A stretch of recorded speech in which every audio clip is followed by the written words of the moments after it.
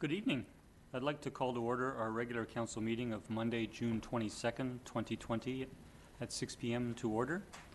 And I'll ask for a new, our call to order motion, which is new on our agenda. So moved. Second. Through the staff, should we read the motion? I appreciate efficiency. Thank you. Council is holding this meeting without the members of the public in attendance due to the limited size of the council chambers and the inability to meet social distancing requirements and ensure public and staff safety. And council is ensuring openness, transparency, accessibility, and accountability by allowing the public to submit written correspondence, participate by means of electronic communication, and by live streaming this meeting. Second, I would like to make a comment. I think it's important to state, while it is included, reasons are given stated within the motion, I think it's important to state how and why we continue to have meetings closed to the public in this new motion. We do know that due to the COVID-19 pandemic and in accordance with provincial government ministerial order issued in March, council and committee meetings have been closed to the public attending in person. The ministerial order also permits council members, town staff, and members of the public to attend and participate in meetings electronically, which we have been doing for 3 months since our March 23rd council meeting. I want to acknowledge that very recently, a small number of municipalities are permitting a limited number of members of the public to attend their meetings in person while maintaining proper physical distancing.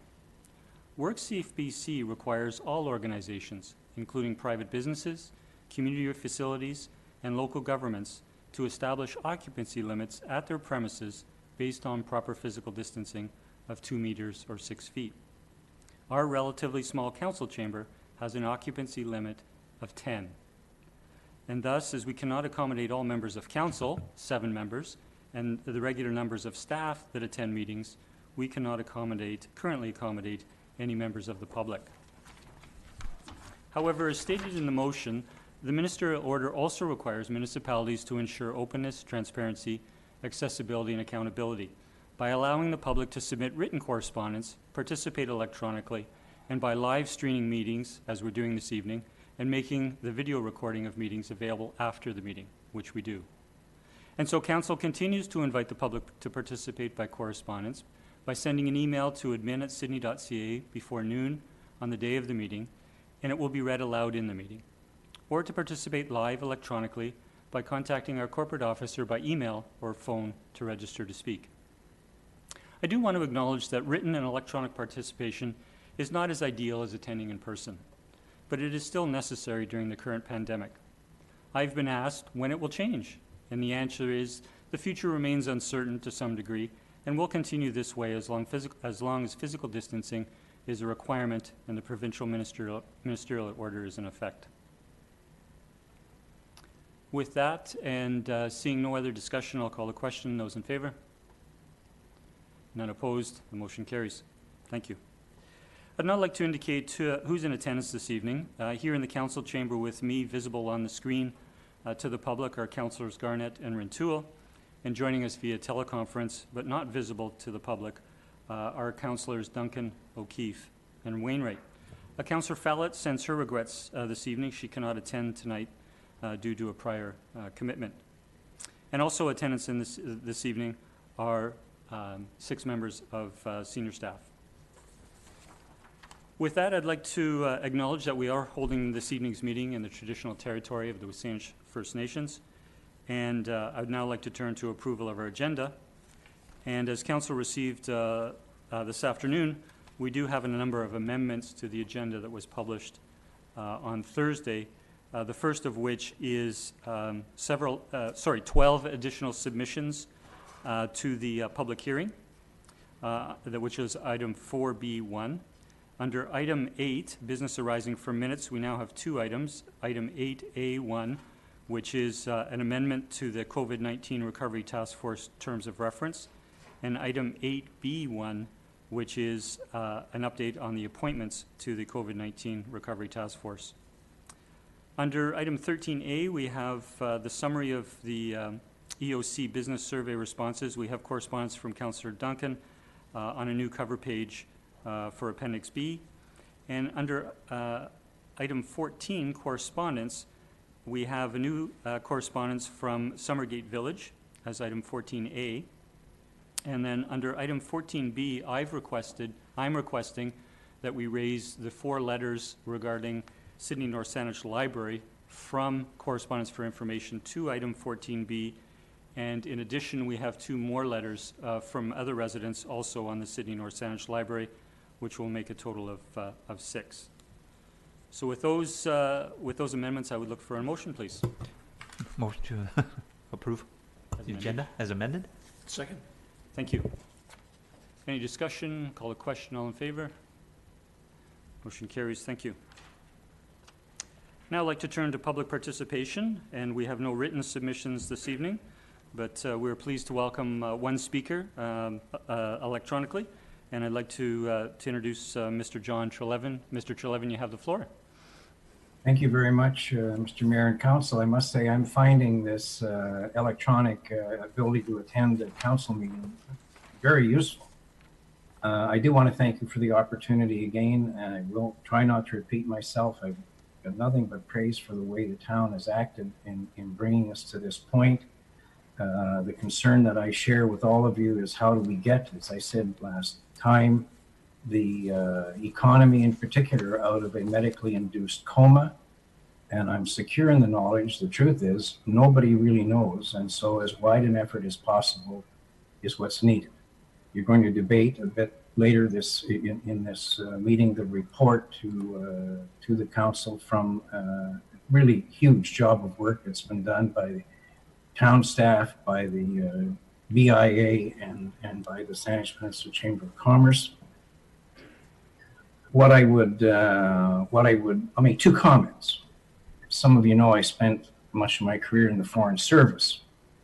And when a Canadian company comes down to your post to Sao Paulo, for example, on the first trip, you're very pleased to see them, and you build a program around getting them customers and giving market intelligence and all that sort of good thing. And the visits usually go very well. The second time they come down, you're surprised, because the truth is most Canadian companies have got many opportunities to look at, and perhaps the risk profile at Sao Paulo was a little bit too high for them, and so they chose other markets. By the third time they're there, you know they're serious. The survey work that has been done, which is very profound, is wonderful the first time, and I know that many, many businesses across this community were only too delighted to have the opportunity to input, to provide views. I want to suggest that given the crisis we're in now and the extremely difficult challenge facing all businesses in this community and across the province, that in a 2 or 3 month, 3 or 4 month period, go back and do the surveys again. And the second time this team comes back, the businesses will be very surprised, but even happier. And then some time out, once the council and the community and the province and the federal government are at the stage where things look like they're really becoming spontaneous again, do it again. I think that we all know, we've read the report, the outcome of this report is very rich and will provoke quite a lot of debate. But think of how that could be enriched further by going out again after a period of time. And then, as I say, once we actually, whenever that happens, get to the end of this thing, do it again and continue that dialogue, which I'm sure is going to enrich the debate later this evening. I'm delighted to learn that the results of this survey have been integrated into a number of other surveys that SIP has been doing across the region. I think that's extremely important. The truth is, though, that it is the unique situation of this community and of the other 12 that requires our collective attention and your attention. Now, you've set up a structure that has already begun to build a rich flow of information in both directions. My question of you tonight, during your debate on this issue, will the council set for the structure you've put in place some hard deadlines to return to you actionable items so that it isn't just a process thing? We need the action items. And this is not a serious suggestion, but Mr. Mayor, you spent some time talking about the space constraints in the council chamber, therefore leading to other measures. Now let's think about it. If you own a restaurant in Sydney, for example, and by provincial law, you're restricted either to 50%, now you can expand if you've got a big enough footprint.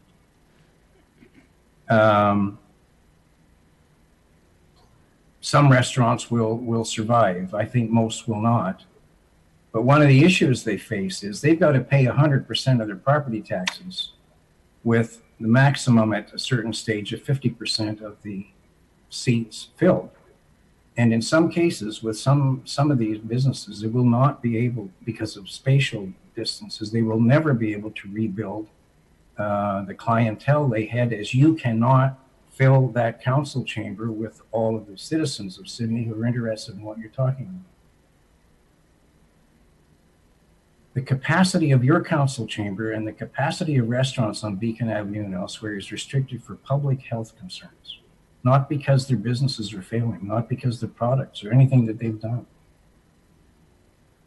Well, perhaps their property taxes should be cut to meet the capacity cut. And I say that for several reasons, but one is to drive home the fact that those businesses don't pay those taxes, their customers do. And if the customers cannot get to their businesses for public health reasons, frankly, we all have to make sacrifices.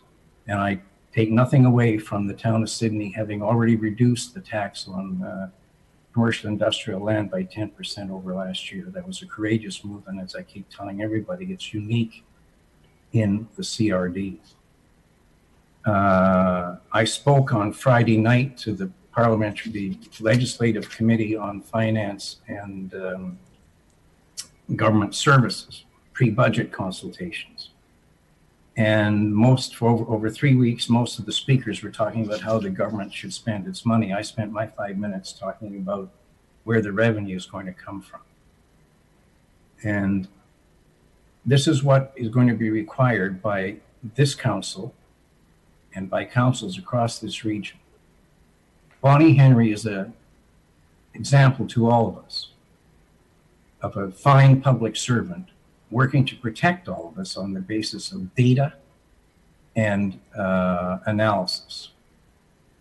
This council, this community, I would even say the CRD board, needs to have a Bonnie Henry moment when it comes to shaping the courageous and unknown at this stage modalities that will get us out of this circumstance, talking about the economy. Thank heavens we have Bonnie Henry. And if I can just make a commercial for a second, I'm wearing a golf shirt that our good friend Kenny Podmore has launched to raise money for the the Beacon Community Services Food Fund, which honors Bonnie Henry. And as the chair of the board of Mercy Ships, I've had the sweaters made up for my staff, and I'm about to do that for the board across Canada. She is a wonderful example of a dedicated public servant who's having an impact on all of our lives. That is the kind of effort that's required from the staff, the council members, and frankly, the business leaders in this community. Thank you for being so patient with your time. I wish you every success in this difficult task ahead. The one request I would have is don't leave the debate tonight without, on the recovery task force, without giving them a fixed schedule for actionable items for this council to implement. Thank you very much and good luck. Thank you, Mr. Trelevin, for your comments and your suggestions, and thank you. You have acknowledged previous and tonight that this council did reduce commercial taxes for 2020 by 10%, but the province did a larger portion, and a combination of the provincial reduction in school taxes combined with Sydney's will mean commercial taxpayers are paying approximately 23% less in commercial taxes. That may not correlate exactly with their traffic, but we are making our best efforts. Actually, they'll be collecting from their customers 23% less, which is extremely important. Thank you again. We have no other speakers in public participation this evening, so I'll bring that to a close, and we'll now turn to our public hearing this evening, item 4B. And public hearings are a statutory requirement under the Local Government Act for official community plan amendments and zoning amendment applications. And tonight's public hearing is being held because Council is considering making an amendment to the zoning bylaw. Public hearings are an opportunity for any person who believes their interest in property is affected to present their views and to be heard. There is no limit on the length of time a person may speak, and there is no limit on the number of times a person may speak. And for Council's benefit in our deliberations, we ask speakers to clearly make their points of view. Council welcomes input from speakers, and our role during the public hearing is to listen, have an open mind, and when the speaker is finished, to ask any questions for clarification. However, our role is not to challenge speakers on what they say and not to debate with speakers on their points. Once the public hearing is closed, Council must not receive any additional information other than to clarify issues raised during the public hearing. And then Council will deliberate, state their views, and make a decision under the bylaws section of the agenda, which will follow in our agenda this evening. I'd now like to ask our CAO, Mr. Humble, to please read the public hearing notice. Thank you, Mr. Mayor. So this is the notice of public hearing for bylaw number 2196, and I'll read it as follows. Notice is given that the Council of the Town of Sydney will hold a public hearing in respect to bylaw number 2196, being a proposed amendment to zoning bylaw number 2015 for the Town of Sydney. The purpose of bylaw number 2196 is to prohibit short-term rentals, also known as vacation rentals or Airbnbs, in all zones in Sydney, as well as restrict additional bed and breakfast uses. A full description of the changes proposed by the bylaw were made available on the Sydney's short-term rental webpage at www.sydney.ca/STR. All persons who believe that their property is affected by the proposed amending bylaw will be afforded a reasonable opportunity to be heard or to present written submissions respecting matters contained in the bylaw at this evening's public hearing. Written submissions could be received at the Town Hall prior to 4 p.m. today. Written submissions were encouraged as in-person attendance at the meeting is restricted due to the COVID-19 pandemic. All correspondence submitted will be presented to Council during the public hearing and will form part of the public record and may be published in a meeting agenda. Those wishing to speak at the public hearing may do so virtually via video conferencing software. And they could also register as a speaker in advance via the town's administration department.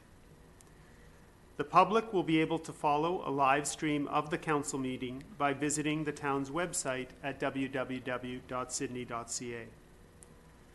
Copies of the proposed bylaw, as well as all background documentation, were available for viewing on the town's website at www.sydney.ca/STR from May 26, 2020 to June 22nd.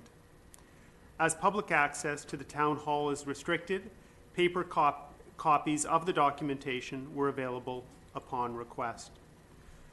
The notice for the public hearing was first advertised on June 11th, and a second advertisement was published on June 18th. Thank you. Thank you, Mr. Humble. I will now open the public hearing. We have 17 written submissions that were received and included in the agenda package posted on our website last Thursday. We have received an additional 12 written submissions for a total of 29 received after the agenda was posted. Council has received and had the opportunity to review all of these written submissions. We do not have any speakers registered to speak this evening during the public hearing, so I will now close the public hearing and thank all members of the public for their written submissions. Next, turn to presentations and welcome EOC Director, Fire Chief Brett Nicholson to give us our EOC update. Thank you. Good evening, Mayor, Council, members of the public watching the live webcast. As considered and approved at the June 15th Special Council meeting, the town will be transitioning from an emergency operations center to a recovery task force. Many of the response initiatives supported by the EOC have been or are in the process of being concluded. Some operational community support initiatives, such as our business liaison program and enhanced bylaw presence, will continue. Effective July 2nd, management and support provided by the town facilitating economic and cultural recovery will be coordinated by the responsible town departments, such as engineering or public works. The transition of our EOC in no way implies that our emergency management response to this event is over. We will continue to monitor developments and participate in regional and provincial briefings over the coming weeks and months. Please note, Deputy Harmon and myself will be taking some time away on an alternating basis, having averaged 50 to 60-hour work weeks for the past 3.5 months. At the June 8th regular council meeting, I advised the policy group that we would be posting signage at the temporary shower facility in Iroquois Park, advising of the intended closure on or about July 1st. I also advised that this decision would be revisited at this evening's council meeting to seek the policy group's direction on this challenging decision.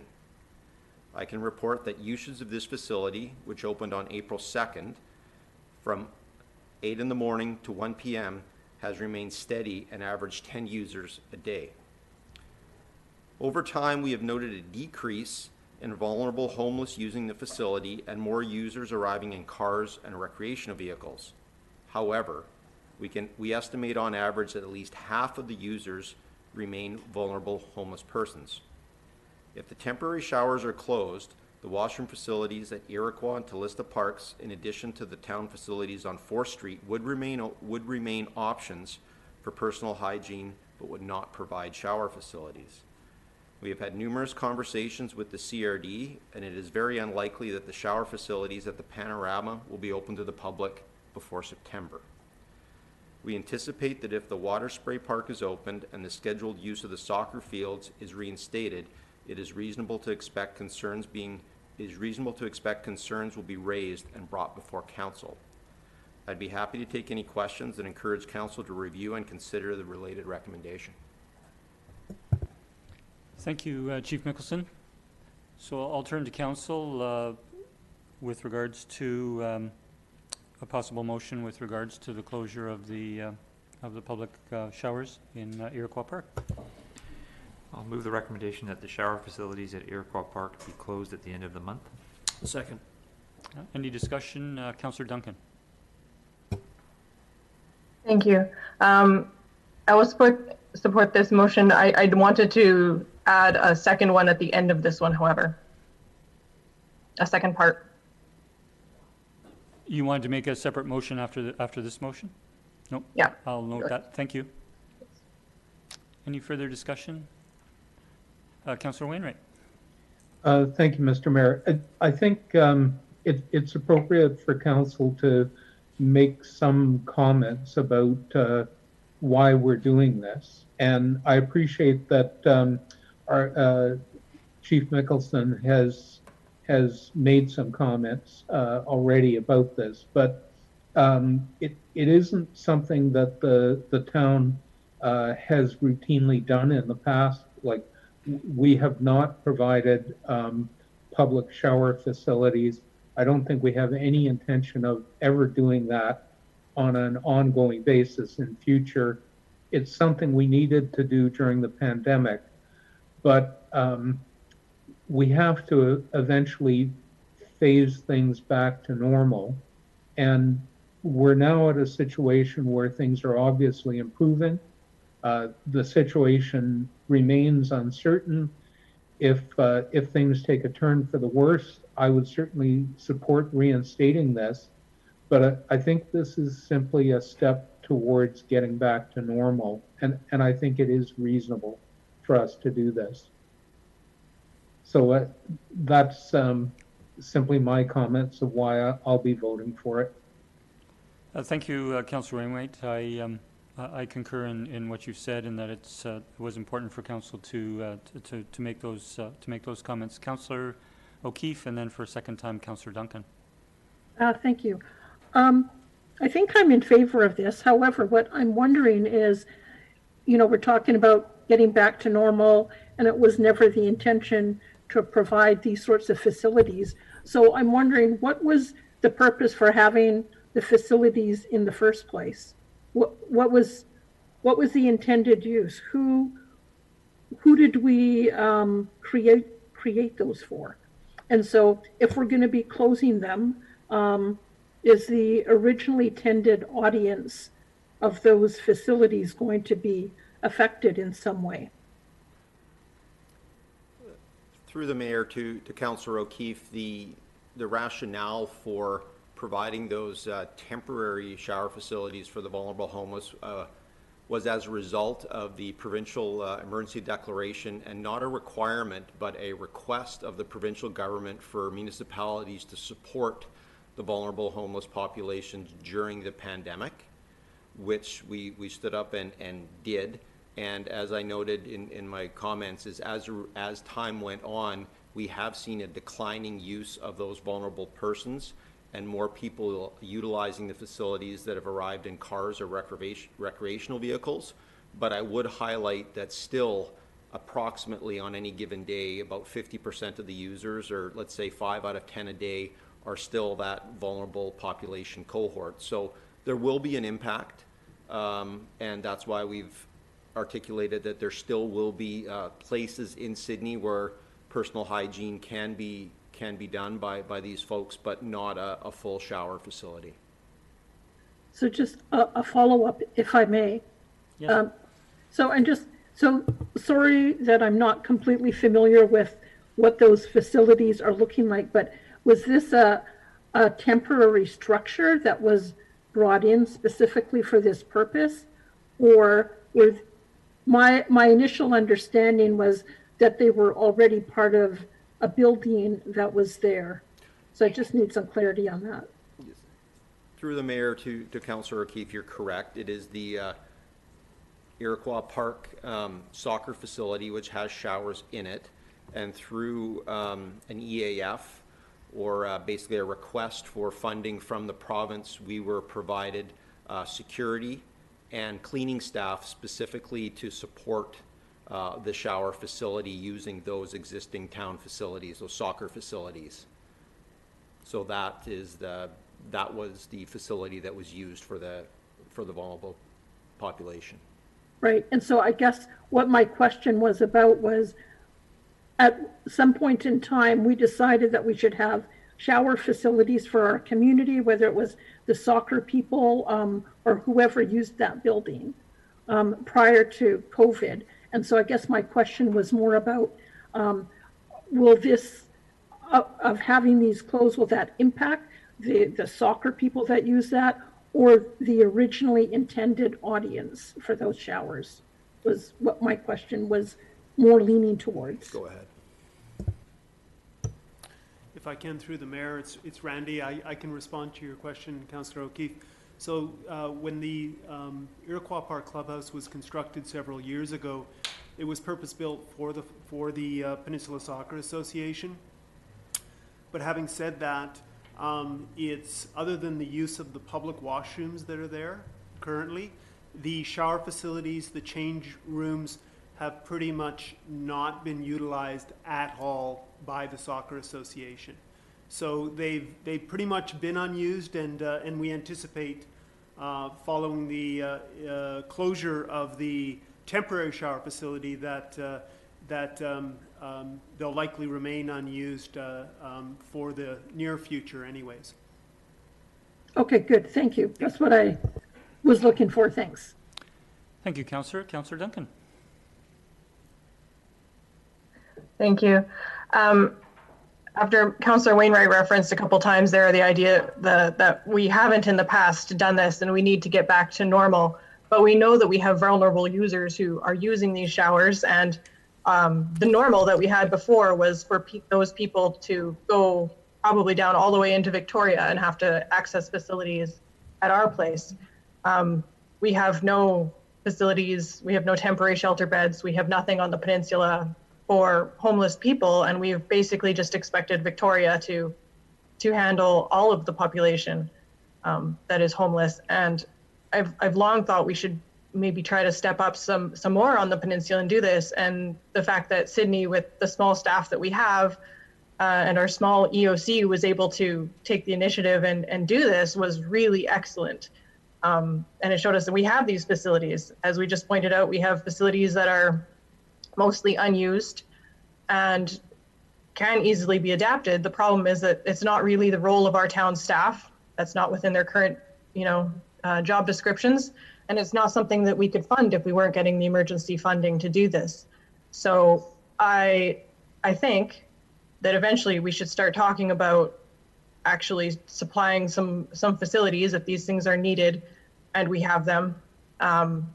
But looking at getting the Greater Victoria Coalition of the Homeless, something, we need higher levels of government to help support us, because as a small town, we can't do that. But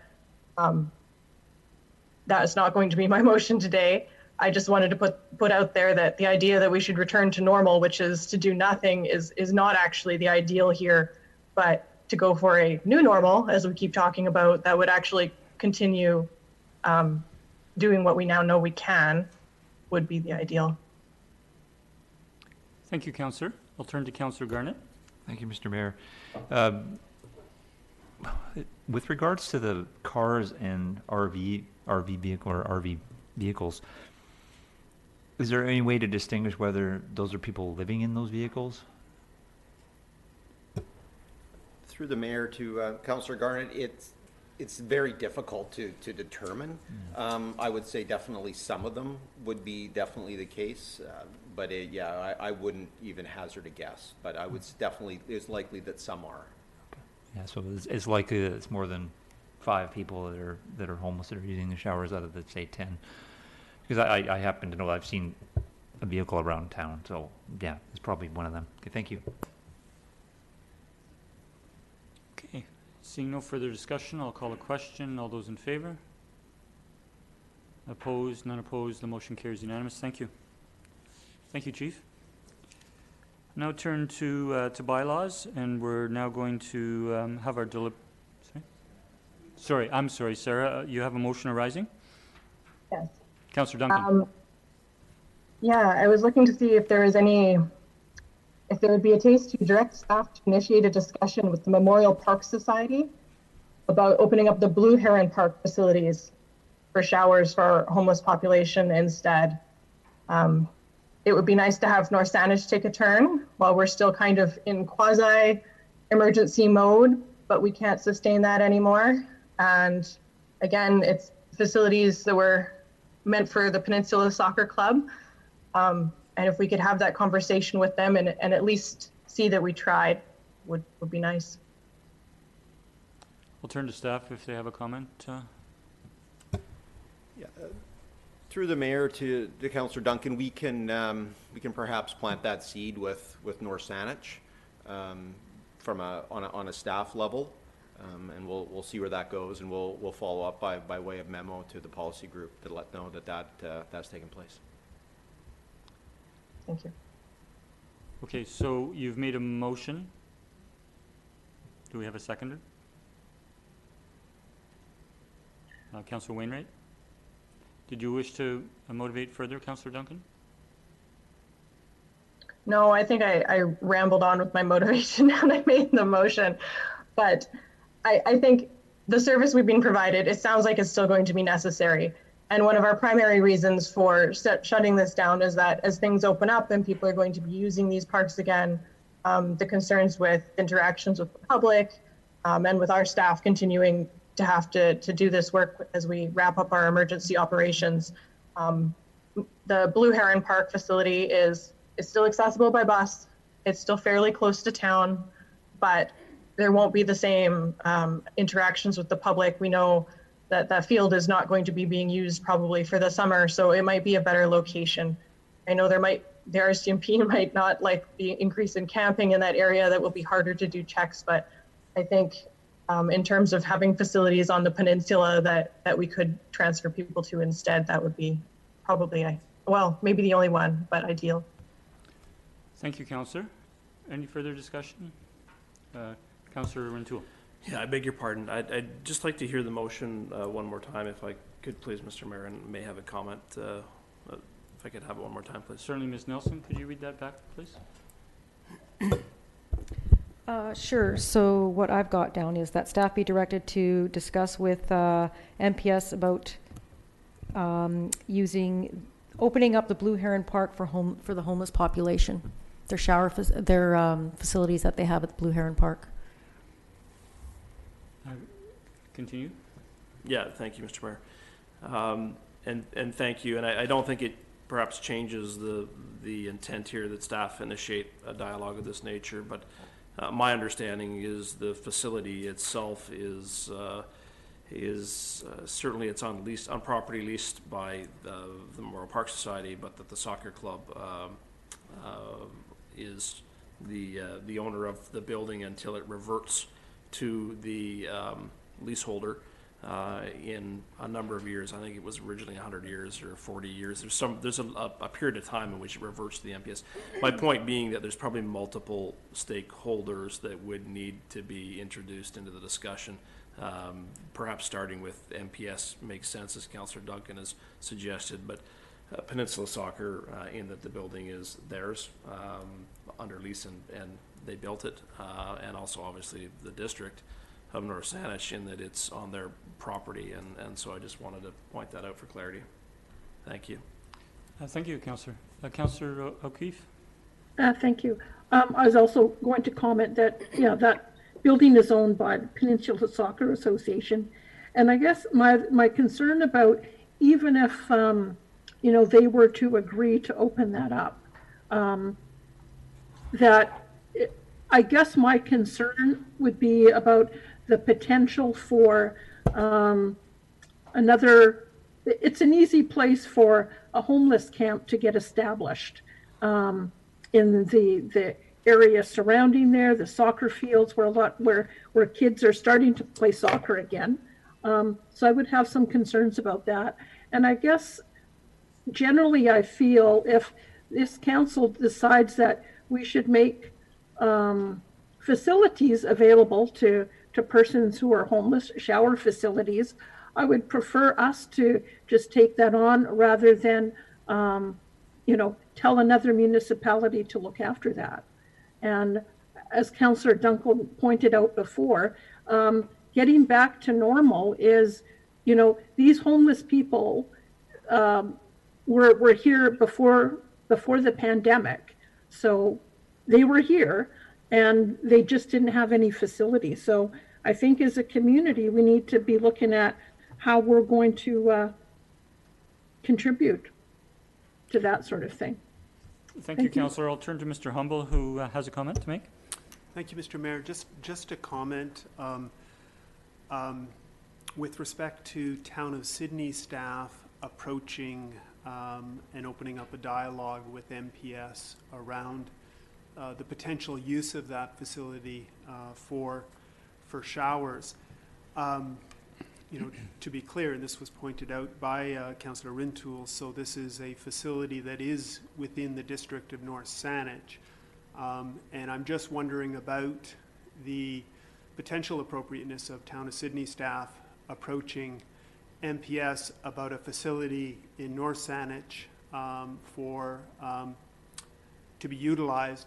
And also, it would have to be, if there was merit in this idea from MPS, it would be North Saanich staff that would have to submit the expense authorization form to EMBC in order to get reimbursed.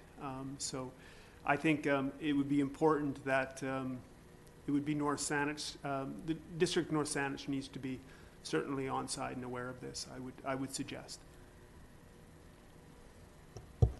Having heard that, I might suggest council consider an amendment to, perhaps a friendly amendment, to approach North Saanich first. Given the process that would eventually have to,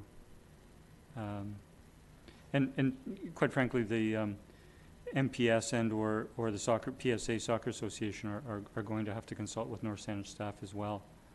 So I think that might be a more appropriate starting place. Certainly, yes, I was given conflicting advice over which of those organizations should be approached first. But if North Saanich Council will be the one that we should officially approach first, then let's do that for sure. No, sorry, we'd approach North Saanich staff. Okay. Okay. Is the seconder amenable to that change? Thank you. Further discussion? Seeing none, I'll call the question. All in favor? Opposed? We have one opposed. Motion, Councillor O'Keefe, the motion carries. Thank you. Okay, now turning to bylaws. We have bylaw number 2196, the zoning amendment number 40, to prohibit all short-term rentals in Sydney. Council will note that we have two recommendations. The first recommendation is with regards to consideration of third reading. And while we don't normally have discussion after third reading, in this situation where we've had a public hearing and are due third reading, we will have discussion after third reading, and then can move on to the second recommendation as appropriate. I'll move the recommendation that as per the public hearing, that the bylaw be considered for third reading. Second. We have it moved and seconded. Discussion? Councillor Wainwright, then Councillor O'Keefe and Councillor Duncan. Thank you, Mr. Mayor. So I guess first thing I'll say is that my expectation is that this is a temporary measure. It may last a couple of years because recovery of the commercial accommodation industry is not likely to be quick. But I am expecting that this will eventually get rolled back to the way that the zoning bylaw currently reads, with the exception of the B&B amendment that's being made. A second thing that I think is really very important for people to understand is that when you make a zoning amendment change like this, any existing uses that are legal, that conform to the current zoning bylaw, are grandfathered, even if the amendment to the bylaw prohibits. So what that means is that anyone who's currently running a short-term rental that is legal, that conforms to the current bylaw, will be able to continue to do so even if this amendment carries. And reviewing the correspondence that came in, it's pretty clear that a lot of the operators of short-term rentals who are expressing concern aren't aware of that. So even if this bylaw amendment goes through, that does not mean there will be no short-term rentals, no Airbnbs available in Sydney. There will continue to be. What this will do, though, is prevent any new startups.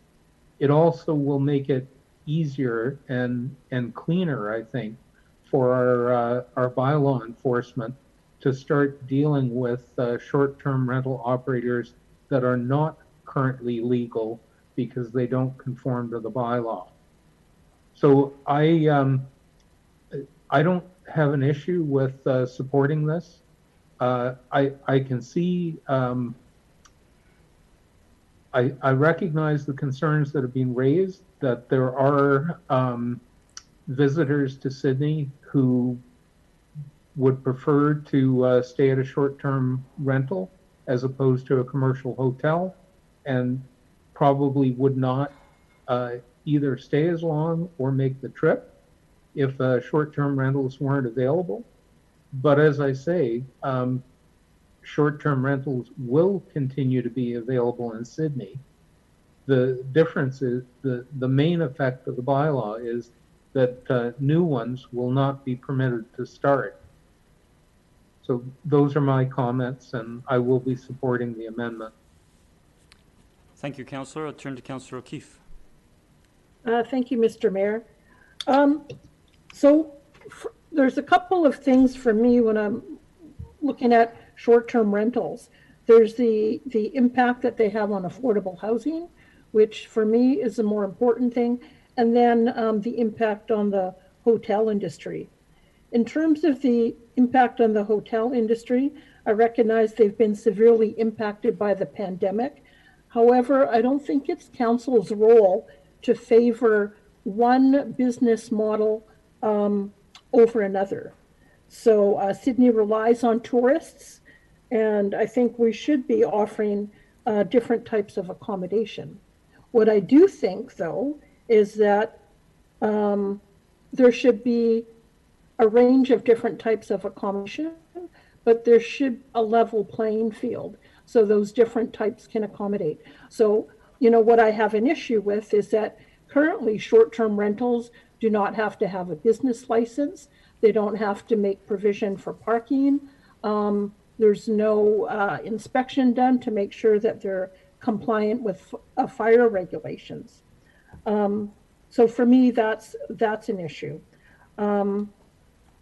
I think what I would be more in favor of is that we do ban or prohibit short-term rentals as they are currently defined in the bylaw. And I would add to that basement suites, which are currently allowed. So I would get rid of those.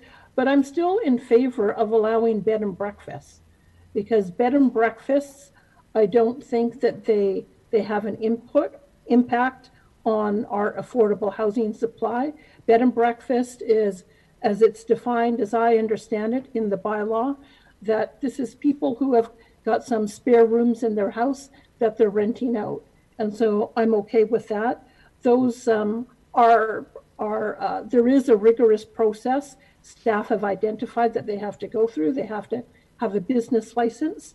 They need to have parking. They need to have fire regulations in place. So I'm fine with that. So for me, the main impact with short-term rentals is using houses, using condos, using townhouses and basement suites, and how that impacts on our supply of affordable housing. So that's more the reason for me not to give an edge to the hotel industry. Thank you. Thank you, Councillor. I'll turn to Councillor Duncan, then Councillor Rintoul. Thank you, Mr. Mayor. I would actually like to be able to split these apart, the two different parts, which are to prohibit short-term rentals and to add the additional, or to restrict additional bed and breakfast uses, because I think those are two things. One is to require the additional zoning to have a bed and breakfast, and the other is just the Airbnb use. And I think we should vote on those separately. Thank you, Councillor. I'm going to turn to staff. Can we split the motion within third reading? Sorry, can we split the motion within third reading? It's one bylaw, right. So we're considering bylaw amendments. So you would, the only option then would be to remove 1S? Rescind and go to second reading? The challenge there is Public to hearing. rescind and go back to second reading and make amendments. If I understand it correctly, it would be an alteration to the proposed use of the amending bylaw, and you'd be, I believe, looking at bringing it back to another public hearing.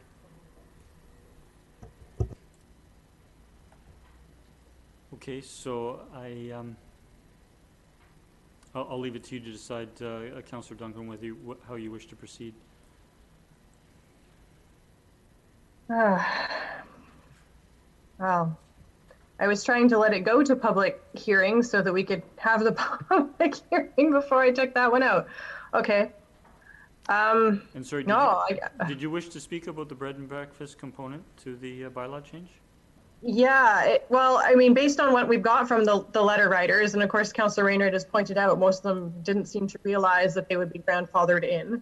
And most of them who went on in detail about what professional businesses they are, if they are in fact running what is currently a legal Airbnb, where they're running it, they live there in the house and they're running it out of spare rooms, where they're grandfathered in with a secondary suite or a legal secondary suite, then what they're basically running is a bed and breakfast currently, only without a business license. They've done quite a lot of work to convince us that they're very professional and very clean, and this is a business, and it's their business.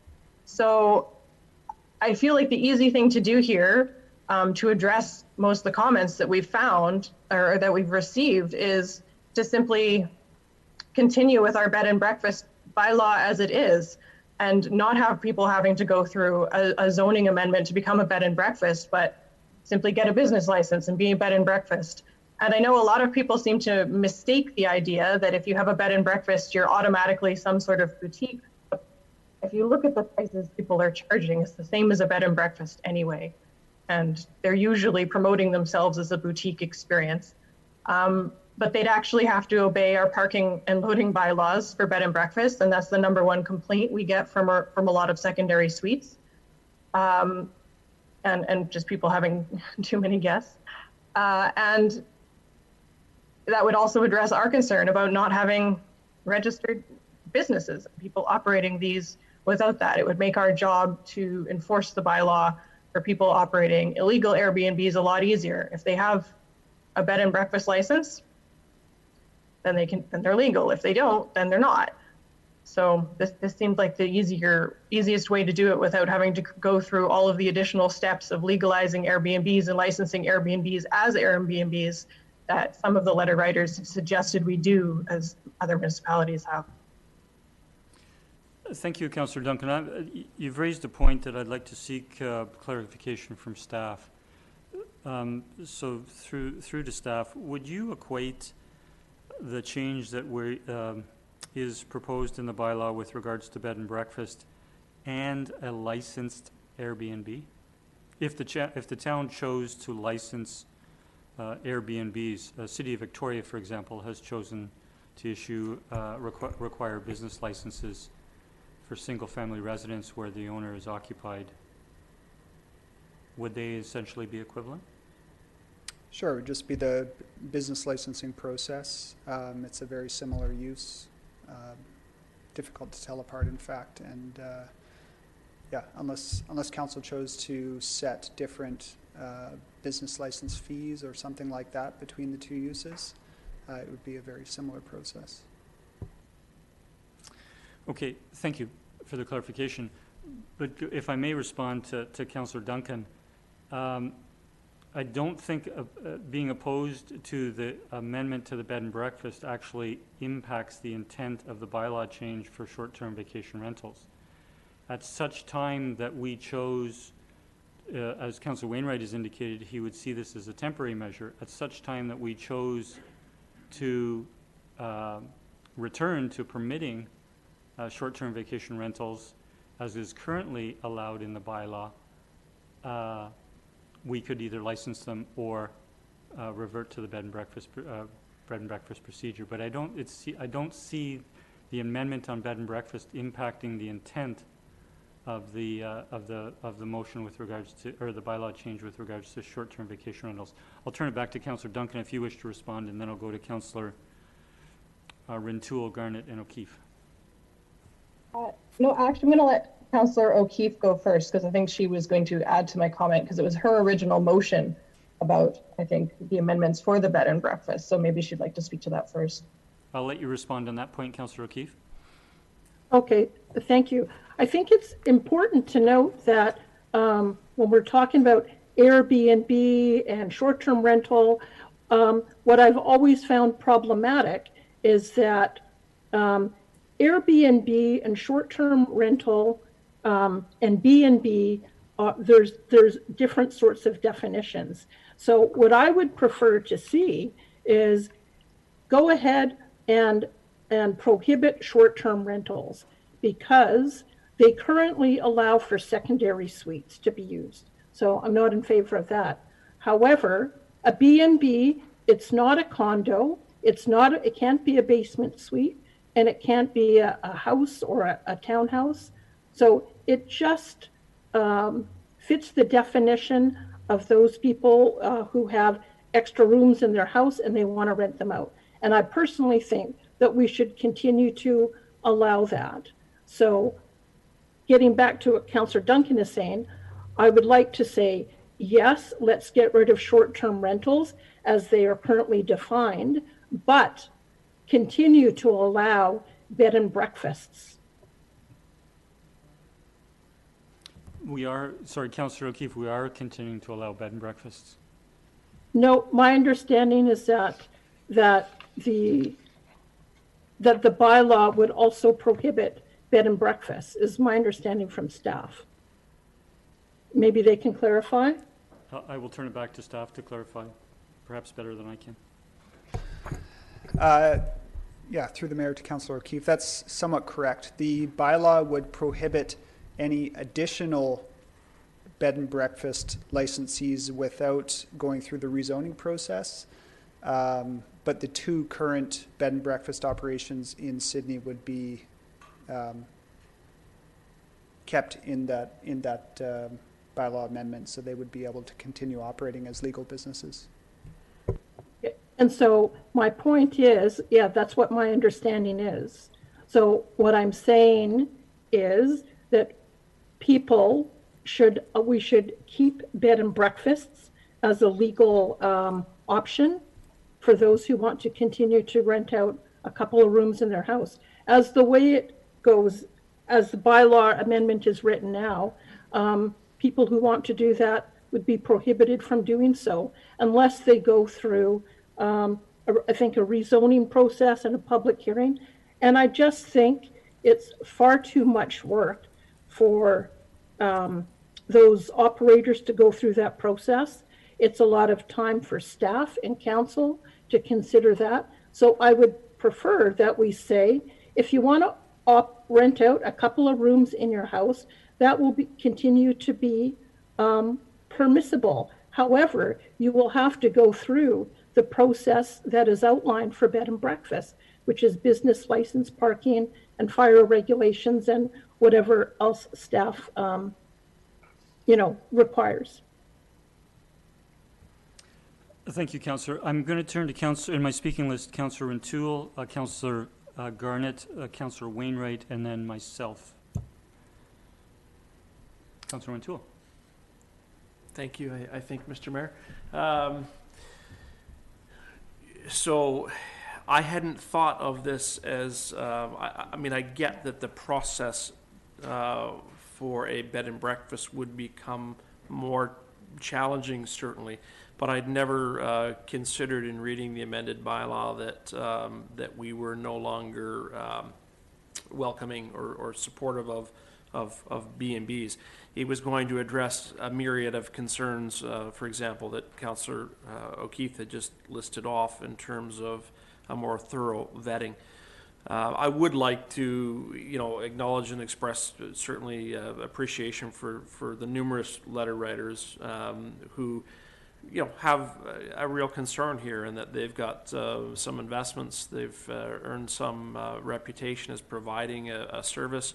I'm sure a number of them have repeat visitors to our community who obviously are spending money in our community. And if the intent of this this amendment was to level the playing field, I don't think it accomplishes that. It goes beyond it, and I think the suggestion that this may be temporary in nature and this council may revisit the bylaw amendment, or a future council may, is probably cold comfort to the individuals, the residents who've expressed concern with this. So I'm not comfortable with the extent to which we've gone, and I think the latitude that is in here around bed and breakfast is helpful, but perhaps taking it to an exception. And again, sympathetic to the hoteliers who truly do have tremendous expenses associated with running their businesses. And if we were really looking to level that playing field, we may take the approach that Councillor O'Keefe had sort of summarized around some enforcement strength, the business licensing, and perhaps even looking at some form of taxation for short-term rentals that are yielding and generating revenue in our communities, but not outright putting an end to them, recognizing the grandfathering scenario that Councillor Wainwright well described. So I think it continues to be a concern, certainly in my mind, and at that point I'll yield to discussion from other councillors. Thank you. Thank you, Councillor. I'll turn to Councillor Garnett. Thank you, Mr. Mayor. I was actually in the council chambers as a person in the audience when the bylaw came forward and was passed originally. And the intent was, as Councillor O'Keefe mentioned, to address affordable housing in the community. I think that was the general intent. And as our housing needs assessment shown, we have a great demand for rental units in our community. And I from what I've heard from listening to some of the hoteliers is it's not just about a level playing field in terms of what it costs to stay. They're having trouble finding places for employees to live, and so they're having trouble retaining employees, which is also another issue. And Councillor Wainwright has rightly said that it's, if you have, and I've read all the letters and appreciate what people have had to say, if you have one and you're legally operating it, nothing changes for you. Nothing changes at all. I believe it'll be temporary in nature, depending on. Sorry, Corey, did you want to say something?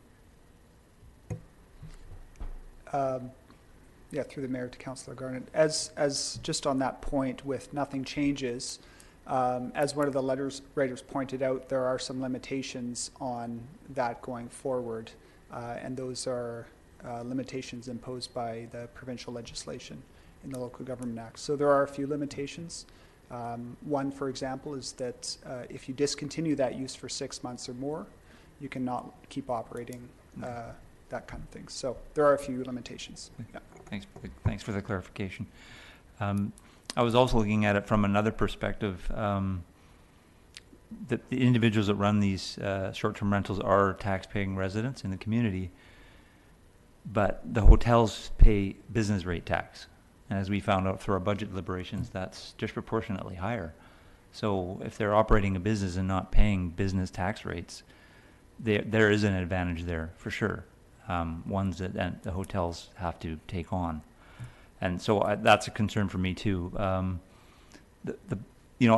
looked at it from the perspective of when we were doing our budget, we agreed to do the 10% reduction for commercial businesses in the community to help them out. That's the way I saw Councillor Wainwright's motion originally, was to help out businesses in the community, specifically people who have licenses. And so I'm trying to think, from everything I've heard, this particular industry has probably hit one of the hardest hit industries there is, and will be one of the slowest to come out of this. So I'm trying to think what we can do as a council to aid and help them in this. And that's kind of where I'm coming from in perspective, and why I agree with a lot of the comments that Councillor Wainwright had made earlier. And I'll leave it to more discussion, but as of now, I'm comfortable with the motion. Thank you. Thank you, Councillor Garnett. Turn to Councillor Wainwright. Thank you, Mr. Mayor. So I'm going to, reiterate that anyone who's currently operating a legal short-term rental is going to be able to continue to. And with respect to the B&Bs, anyone who is currently operating a B&B is going to continue to be able to operate a B&B. And the zoning bylaw is not going to prohibit B&Bs. B&Bs are going to be a permitted use in particular zones, just as liquor manufacturing is a permitted use in a particular zone. And if you want to do it somewhere that isn't zoned to allow it, you have to apply for rezoning. And that allows staff to do that review and make sure that it's going to conform to the parking bylaw and all the other stuff that's necessary.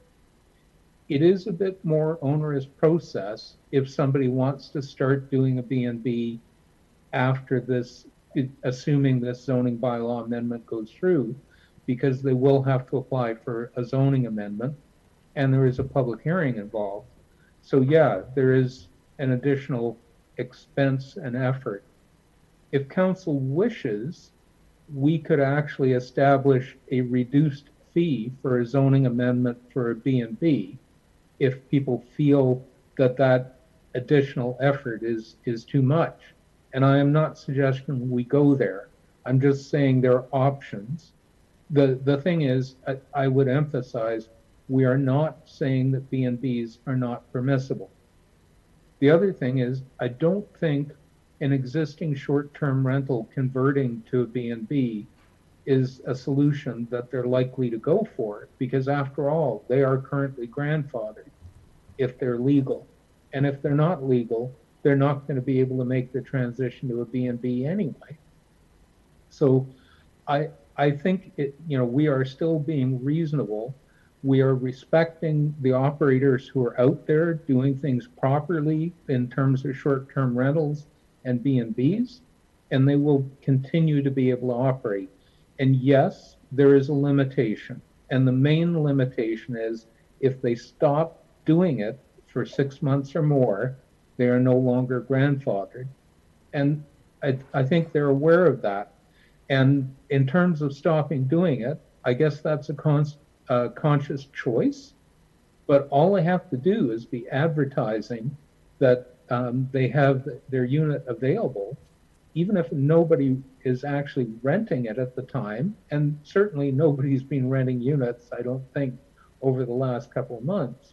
That is continuing to operate. So I don't think it is, it's too onerous to expect them to continue the use if they want to maintain the grandfathering. So, overall, I remain comfortable that we're not having a significant impact on any existing operator who is operating a legal STR.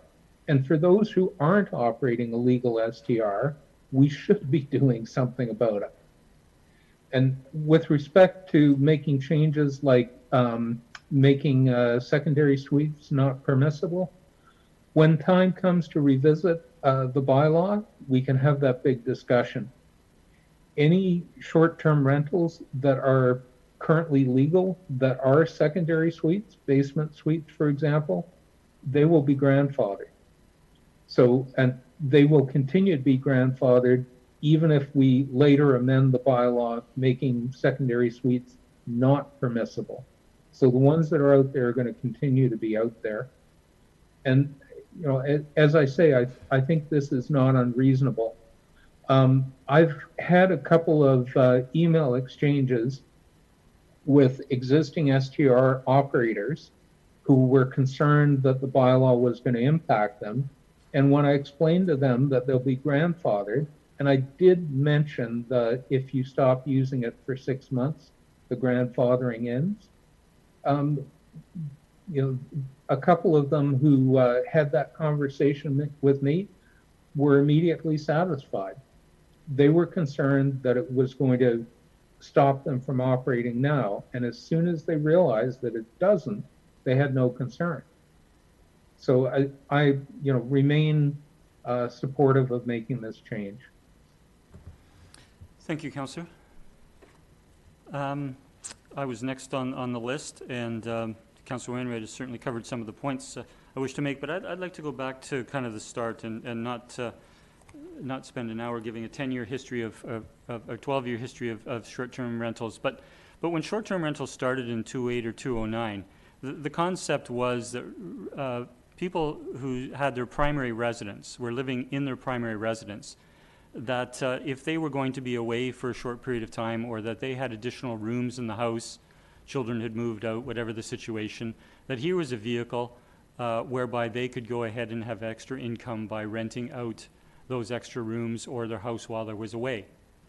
What that has grown into is people And so those remained single-family residences. They were occupied by the owner, and they paid residential taxes, even though they had some additional income from renting out a short term.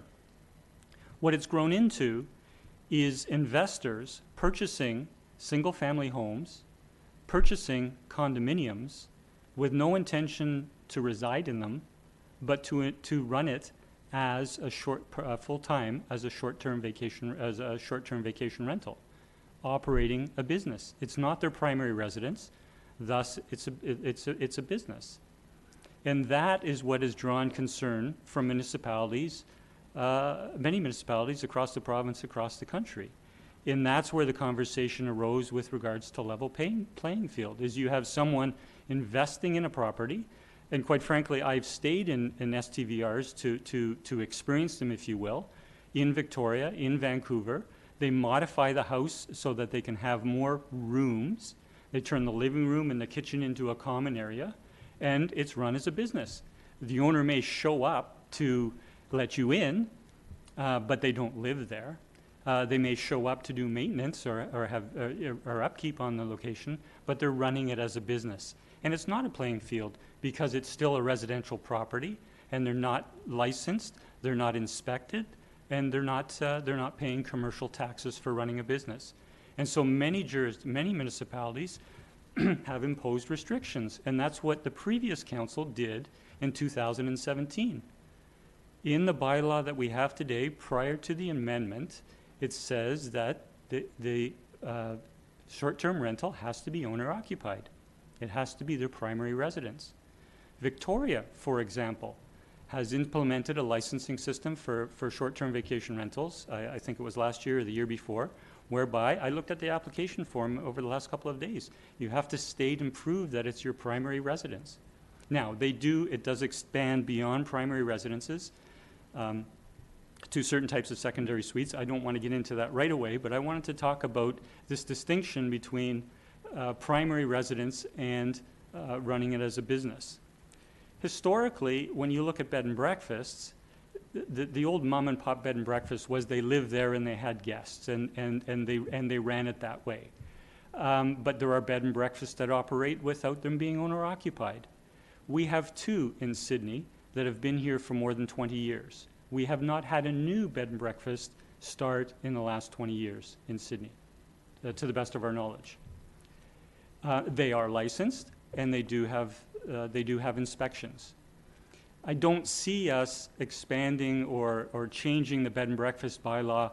I support the amendment we're making to the bylaw, or the bylaw change with respect to bed and breakfast, because I don't see people applying to become a bed and breakfast. They want to operate as a short-term vacation rental. And what I detected, and I appreciate the 29 writers of the correspondence to us, because it gave me some insights in terms of how they've approached it, because some of those writers, you could clearly tell they were running in accordance with Sydney's bylaws, legal short-term vacation rentals. However, you could also tell from some of the letter writers that they had invested in property that was not their primary residence, and the other discussion that I've given to that. So, quite frankly, I'm in favor of the amendments that we're making to the bylaw. I'm in favor of them being on a short-term basis. I don't know if we want to specify the timeline today, when we'll come back and revisit it. But what I would like to see, either now, not this evening, but either it come back to council, or at such time that we reverse tonight's decision in the bylaw, is that we actually license the legal short-term vacation rentals. Because even the legal ones that are occupying from a primary residence or a legal secondary suite are not licensed, and they're not having proper inspections. And I think we should be doing that. I realize it would be additional work for staff, but that is a step that Vancouver's taken, that Victoria's taken, that other municipalities are taken, and I think that would be an appropriate step for us to take at a future time. So I will be supporting the amendments in this motion. Councillor O'Keefe. Thank you. So I'm still not in favor of this. And I guess a few things to point out is that I think we're making this way too complicated than it needs to be. So I just want to address a few things. So in terms of people who haven't, who are operating short-term rentals and don't want to, and haven't applied for a B&B license. Well, the reason that they wouldn't apply for a B&B license is because they're not required to. So under the current short-term bylaw, anybody can rent out a couple of rooms in their house, and they don't have to have a license, they don't have to have parking, they don't have to have anything else. So to say that there isn't people out there who want to operate at B&B is not completely true, because we haven't required them to do anything. So why would they apply in the first place? In terms of a level playing field for the hotel industry, the way to do that is not with this bylaw. The way to do it is by making sure that we're doing enforcement, which I know staff are working on, and also to have a level playing field. The way to have a level playing field is for anybody who wants to rent out a couple of rooms in their house, because that's what we're talking about here, is they go and they get a license, and it's that simple. So all we have to do is prohibit short-term rentals. That takes care of condos, townhouses, houses, and basement suites that all impact on affordable rental housing. So if we get rid of short-term rentals, we're done with that. If we leave bed and breakfasts in, as it is already in the bylaw, that still allows people to rent out 2 rooms in their house, and all they need to do to get a business license. It's really simple. And I think we're making things way too complicated by talking about maybe this is going to be a short-term thing, maybe we're going to revisit it. We've got an opportunity to make a clean cut of this now. Further discussion? Councillor Duncan. Thank you, Mr. Mayor. I guess this is a question through you to staff. I just want to make sure that I understand item, I guess, 5 in the amendments by deleting C 4.9.26 under the CD 42 column, yada, yada. So the way I was understanding that was, as Councillor Key was saying, that basically all of the places that currently bed and breakfast are legal based on our zoning, we would be amending that so that almost everywhere would require a zoning amendment. Or did I get that wrong? And there's actually only very specific zones that you would now need an amendment, and the rest in like the single family zones, you would still not. Can you tell me which zones would require a zoning amendment? Through the mayor to Councillor Duncan, if this bylaw tonight is adopted, do you mean? Yes. So if the bylaw tonight is adopted, any property in Sydney wanting to open a bed and breakfast would require a rezoning approval. Yeah.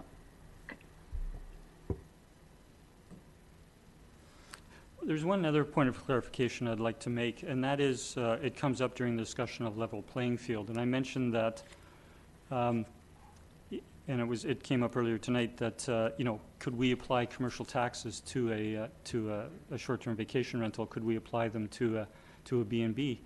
We do not, and there's not a mechanism to do that. Why? Because it's zoned residential. And that's the challenge that municipalities across the country have faced, is they cannot level the playing field in terms of charging commercial taxes on a residentially zoned property.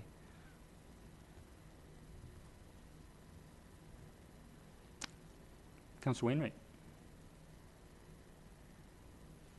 Thank you, Mr. Mayor.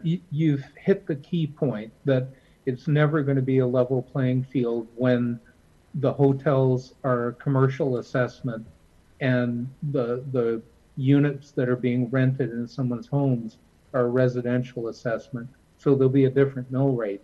But that's not the end of the story, because our hotels are all paying the BIA levy, and we've got short-term rentals in the downtown that are not paying the BIA levy.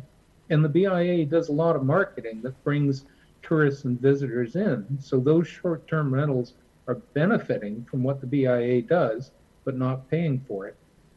Also, the regulations that the hotels have to conform to are significantly more than the regulations that a short-term rental has to conform to. And that is a significant expense for them as well. So there's a bunch of stuff that makes it not a level playing field.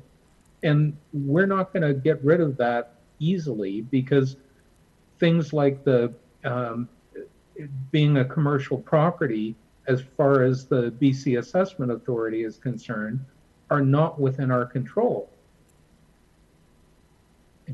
Anyway, I'll simply agree with the mayor that that it won't be a level playing field, even if we don't amend this bylaw, or we amend it the way that Councillor O'Keefe has suggested. Thanks for your additional points, Councillor. Councillor Duncan, you wish to speak? Yes, thanks. I did want to say, even though we can't make it a commercial tax rate, we do have the MRDT, which is at the additional 2 to 3% tax rate the province has now said municipalities and regional districts can levy on short-term vacation rentals. I don't think you'd be able to levy it onto a bed and breakfast if we went that route. But as Councillor Wainwright noted, of course, that, yeah, the businesses that are not actually paying into any of the business supporting infrastructure and organizations that the hotels do, bed and breakfast presumably could join the Chamber of Commerce, and SDR would not. So adding that MRDT at that lower rate is something that we can always eventually one day look at in order to recoup some of that advertising cost. But in the meantime, presumably bed and breakfasts, if we go the route of not having people go through the additional rezoning, can still join Peninsula Chamber of Commerce and can still support local tourism that way. Thank you, Councillor. Any further discussion? Seeing none, I'll call the question on third reading. All those in favor? Opposed? We have we have 3 in favor and 3 opposed. Councillor Rentoul, Councillor O'Keefe, and Councillor Duncan. So as a tie vote, it's defeated. So the amendments to the bylaw are defeated.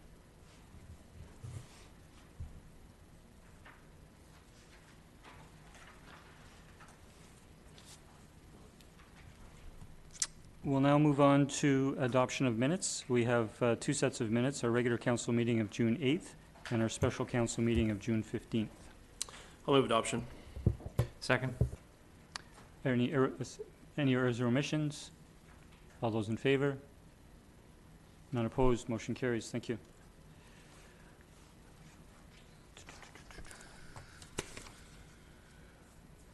So I'm turning to item 8, which is business arising from previous minutes. And the first is the amendment to the COVID-19 Recovery Task Force terms of reference.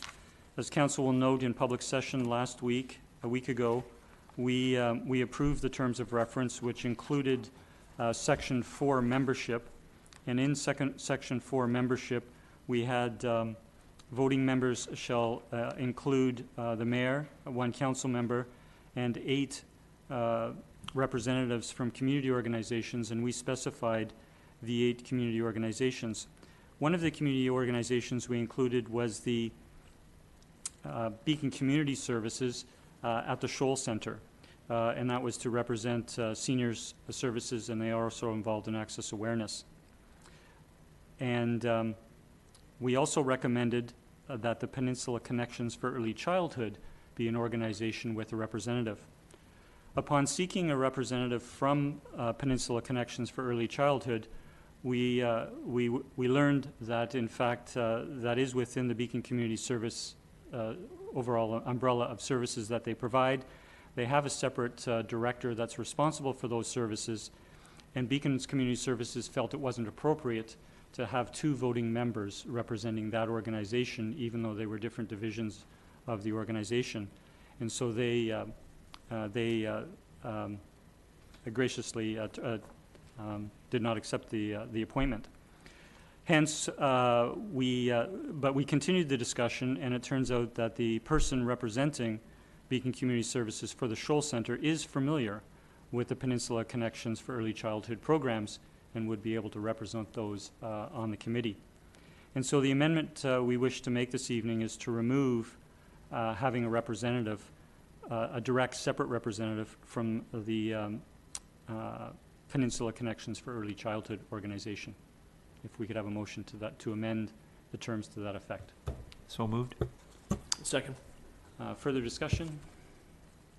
Seeing none, I'll call the question. All in favor? None opposed. The motion carries. Thank you. The second business arising from minutes are with regards to the particular appointments for those 7 community organizations to the COVID Recovery Task Force, and I would now like to announce those individuals. The first is Kelly Bultomer, who is chair of the Advisory Planning Commission. The second is David Calvely, who's currently vice chair of the Economic Advisory Committee. The third is Glynis Cavers, who's currently manager of Beacon Community Services at the Shoal Center and will also be representing Peninsula Connections for Early Childhood. The fourth is Steve Duck, president of the Sydney Community Association. The fifth is Kirsten Norris, currently communications coordinator for Artsy Peninsula Arts Council, and who also sits on this, and she is representing the Sydney Events Advisory Group, which I think council and the public are aware has been an outstanding group of different community organizations that meet on a regular basis. She'll be representing that group.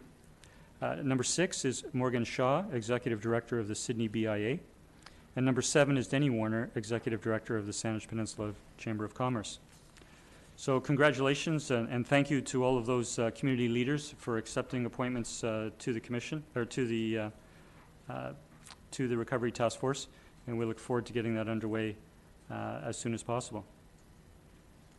Now I'd like to turn to the Mayor's report, and I have 2 items. The first is, again, with regards to the COVID Recovery Task Force. I would ask Council to make a recommendation my recommendation that Councillor Barbara Fallett be appointed to the Recovery Task Force representing Council. I'll move the recommendation. Second. Any discussion? All those in favor? None opposed. The motion carries. Thank you. And I might turn to Recovery Director, Ms. Verhagen, if you could briefly update Council and the public on the next steps now that the task force has been brought together in terms of a next meeting and the process.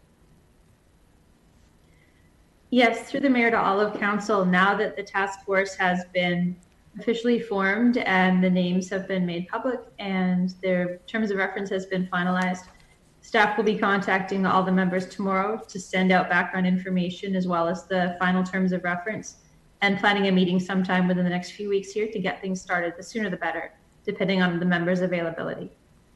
Thank you. Thank you very much. The second item I had for my Mayor's report was an update on SIP, and I have mentioned at previous meetings that I am representing the 3 municipalities on the peninsula on the task force, in conjunction with 2 elected representatives from the core and an elected representative from Western communities. I'm sorry, I don't have the written update that I had anticipated to provide this evening. I'm waiting for some additional information.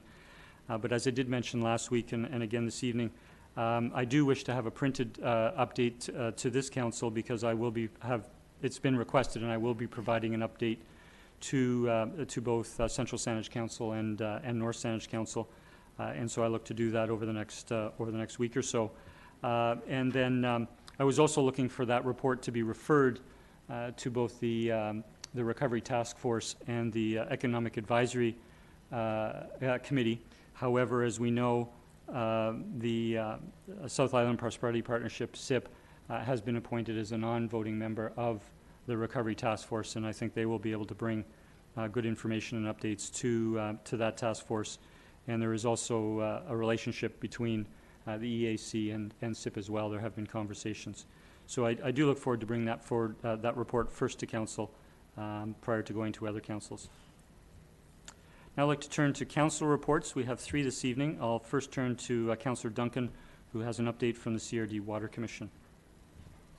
Thank you. So there's 2 items here. Just an update on the federal government releasing additional stimulus for emergency preparedness projects. The CRD has had been working on one for quite some time.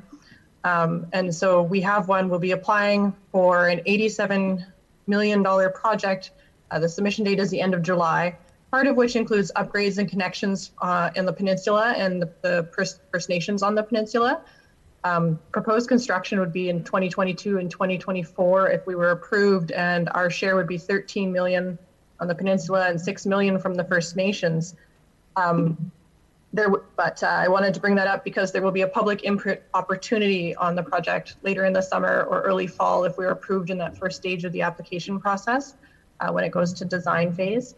And the second thing is the household tap testing phase of the lead testing project that was brought in because of the changes in the Canadian water quality guidelines.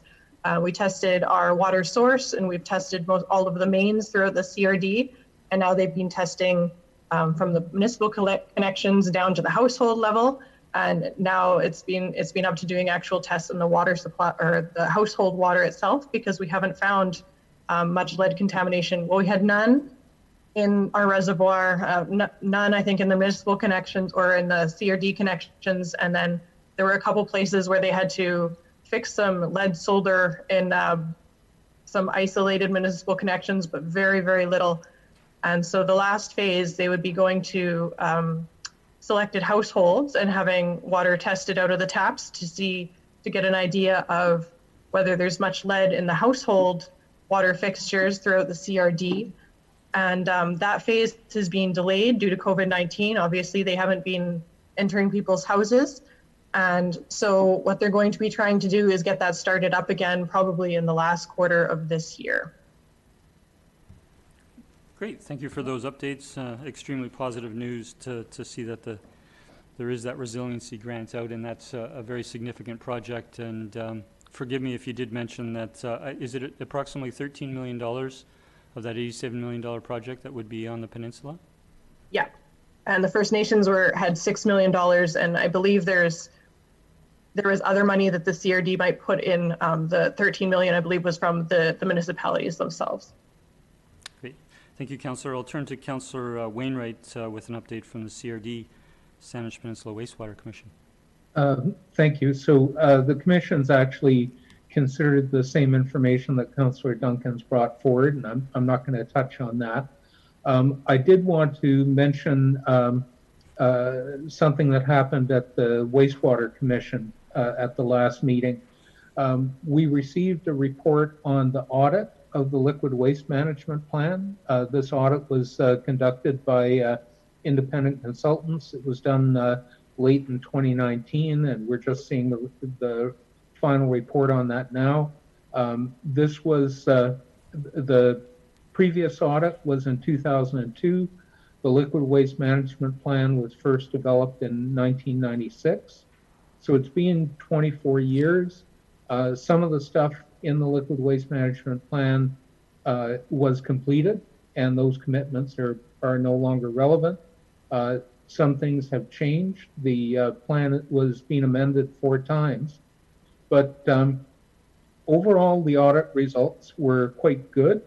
There are about 120 commitments that CRD and the municipalities and the First Nations on the peninsula made in the plan, and 15 of those were identified as being non-compliant. The rest of them are in progress or completed.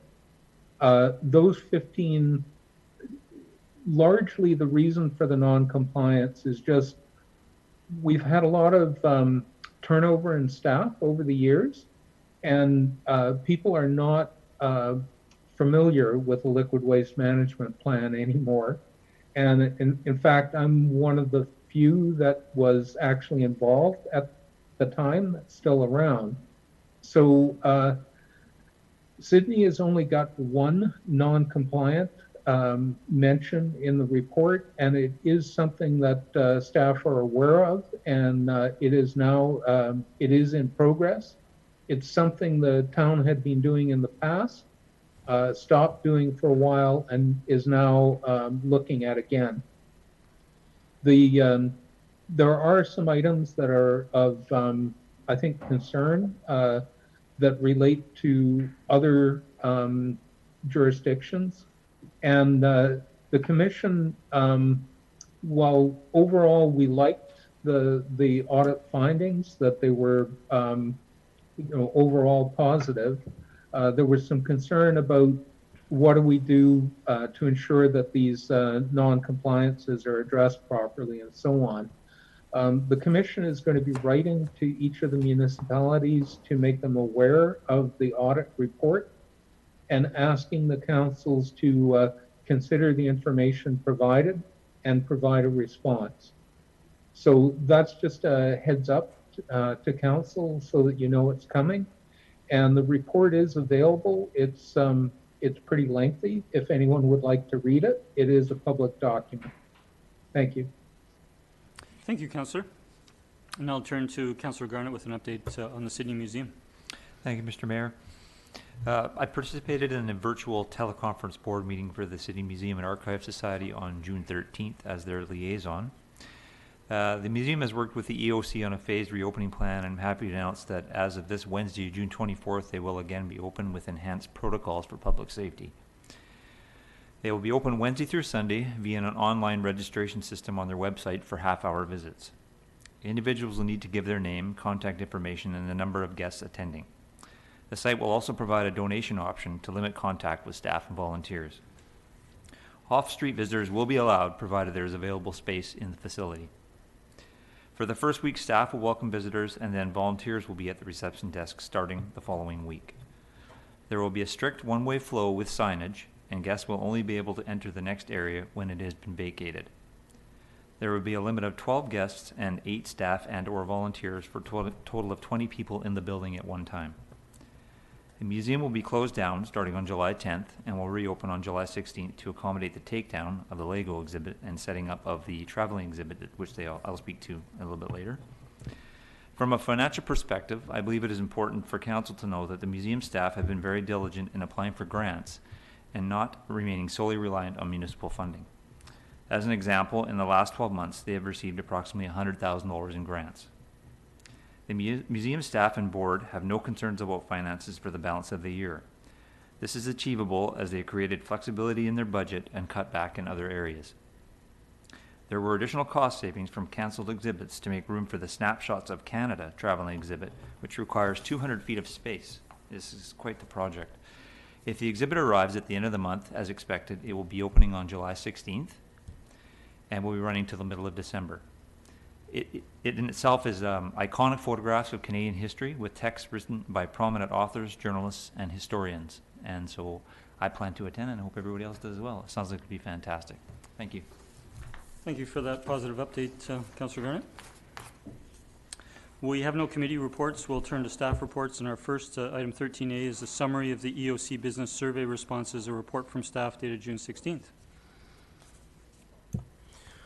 I'll move the recommendation that the results of the EOC business survey be forwarded to the Recovery Task Force and Economic Advisory Committee for consideration. Second. Discussion? Councillor Rintoul. Yeah, thank you, Mr. Mayor. In keeping with the public participation section, the suggestion around not necessarily, that a timeline be set for response. One element here is that the motion does read for consideration. Certainly, in my role at the EAC, I'm very confident referrals that go to the EAC from council result in minutes and feedback. That's the purpose of the EAC, is to provide feedback in. So I want to assure individuals who may be concerned with the action of forwarding this report is that certainly you'll have input from the EAC, and my anticipation is that the task force likewise will take this data, which is very extensive. Wanted certainly to thank staff further role in facilitating the survey. And, I think the completion rate of 33%, I anticipated it might have been higher. And so the suggestion earlier from public participation that perhaps we look to resurvey, be it 3 months following implementation of some actions, is probably a very good one for the town to consider, and that we can perhaps look to try and get a little more feedback in terms of how successful some of these measures have been and what else needs to be done. So I'll leave my comments there, Mr. Mayor. Thank you. Thank you. I'd just like to add a couple of comments, thanking staff. It was a very significant project, the first survey of certainly of that magnitude in our business community. And that, part of the feedback, as we've heard from updates from staff, is that businesses have given very positive feedback that the surveys were conducted by telephone. And, they had the opportunity to speak with a person and answer questions. And I think the response rate would have been much lower had it been an electronic, survey, or had it been sent out, as is typically the case with surveys that are sent out for completion. And that, again, it was reported through staff. They did make 700, reach out to 700 businesses, or separate business licenses, which is very high proportion of our overall number of business licenses. And quite frankly, during the pandemic, there was business leadership that was, was difficult to reach. So we certainly appreciate how staff reached out and conducted that, and we look forward to the EOC and the EAC and the task force bringing back recommendations as is in their terms of reference. Councillor O'Keefe, then Councillor Duncan. Thank you. So a few observations and comments. So first of all, in terms of the different sectors, I'd like to see a little bit more analysis done by sector. And maybe that's something that the EAC could dive into a bit more. And the reason I say that is for a couple of reasons. If you look at the summary of responses in Appendix A, the response rate is sort of skewed more towards the retail sector and the service sector. So, for example, in the pie chart, you'll note that in the responses, 41% of responses came from the retail sector. However, within our community, the retail sector only accounts for about 12% of employees or business within the town. Similarly, with the service sector, it shows that there was a 27% of the responses came from that sector, but they only represent about 3% of total employees and businesses within Sydney.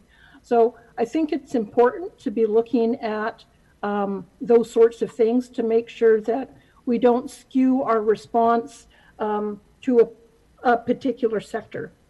I also would like to see some more information about how specific sectors have been impacted. And that's maybe something that the EAC could help us with, because there are industry sectors represented on that committee. And the reason I think that makes a difference is in how we develop our recovery strategies. So one of the things that I heard through the BC Economic Development Association and the BC Business Council and other such experts in this field is that as we're building back the economy, we need to keep in mind a couple of things. First of all, the strategies for different sectors will be different because different sectors have would have had different challenges, and so we'll need to have different responses for that. The other thing is that we shouldn't just be looking at those industries that were negatively impacted. We also need to look at those sectors that actually did well and were on a upward trajectory prior to the pandemic. And the reason we need to look at that, we're told, is that it's those businesses that are doing well that will help us recover even faster from the economic impacts of the recovery. And so we shouldn't lose sight of them. We should be also consulting with them and looking for ways that we can continue to support them and help them expand their business. In terms of, just a couple of things that I'd like, questions I would have liked to see on that didn't get asked, but perhaps again, this is something that might come up through the EAC or the task force, or I like the idea of another survey in the future. So I would have liked to know, of the businesses that we surveyed, did they have a disaster plan prior to the pandemic? And if not, are they working on one now? I would have liked to know what actions are they taking to make their business more resilient in the future? I'd like to know what was their primary method of receiving communication about Sydney's response to the pandemic, so we can get an idea if we need to tweak any of our communications at all. And what else?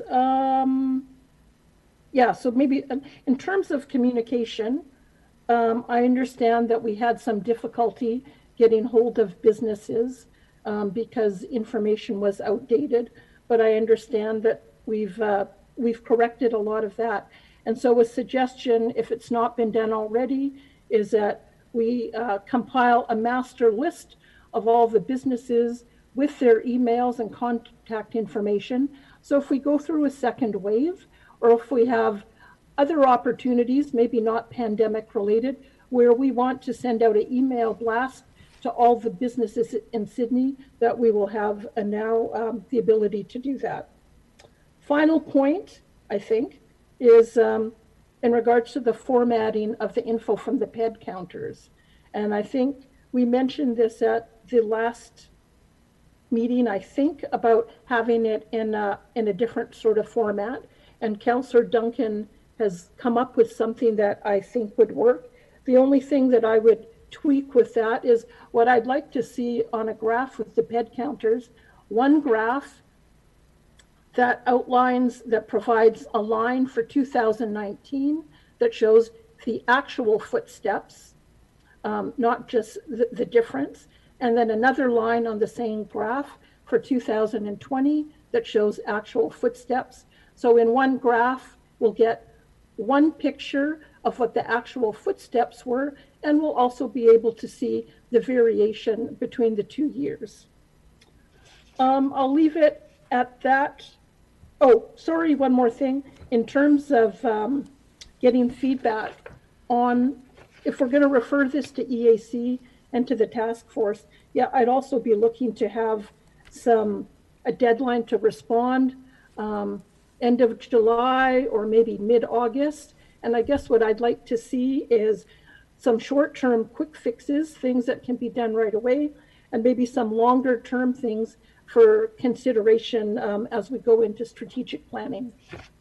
And I'll leave it at that. Thank you. Thank you, Councillor.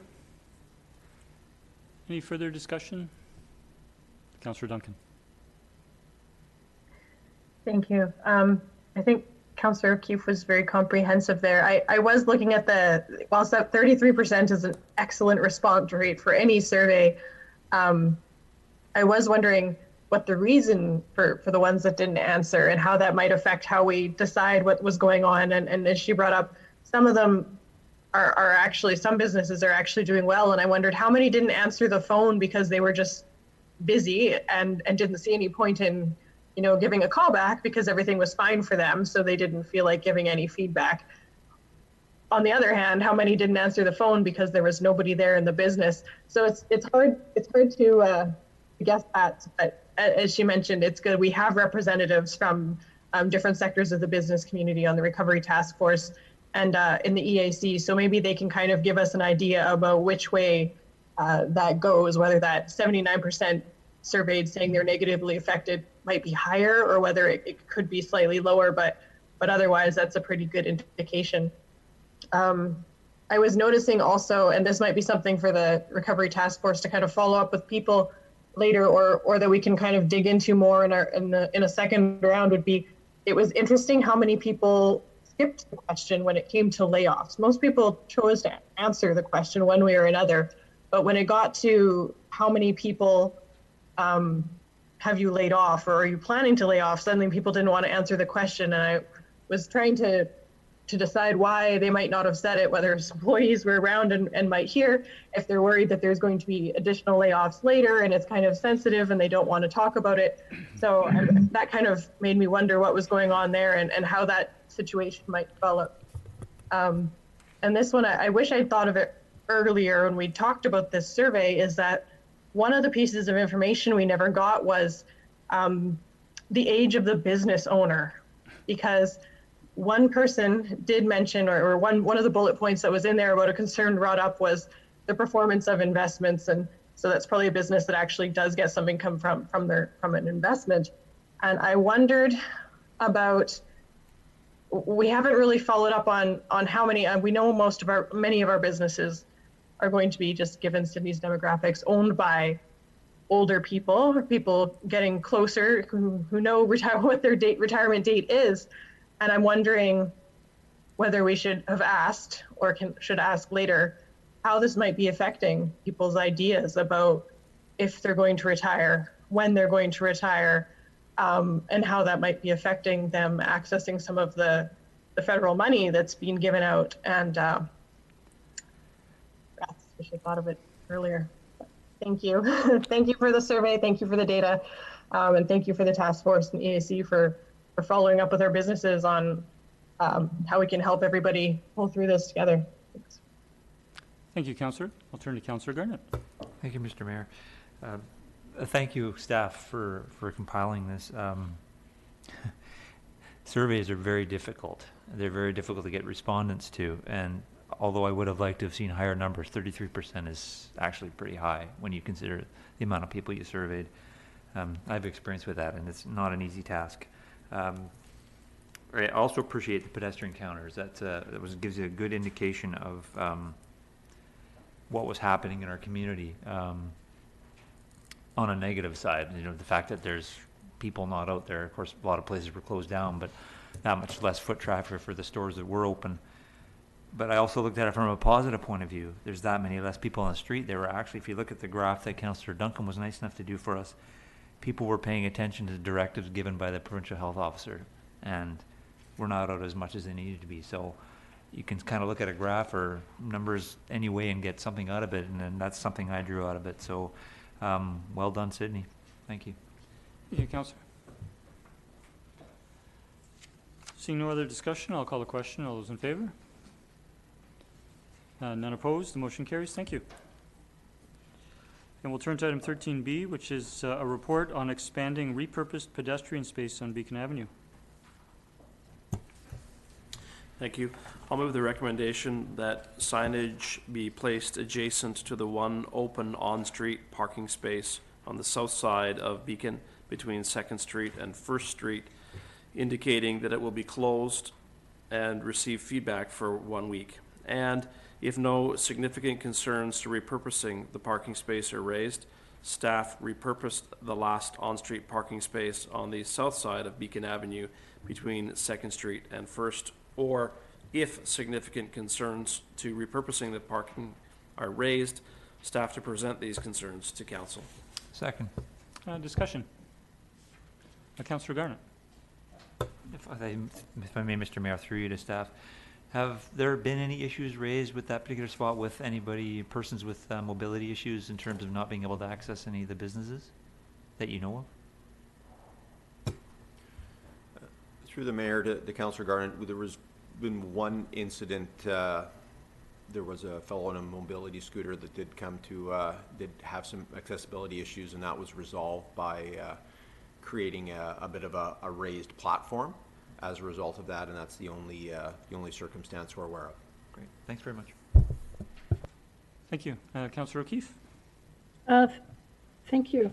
I guess I lean more towards can we just get on with it and do it? And I guess my concern is about the, waiting for just having a week for feedback, and whether it's really, whether we're going to get anything significant or valuable from 1 week.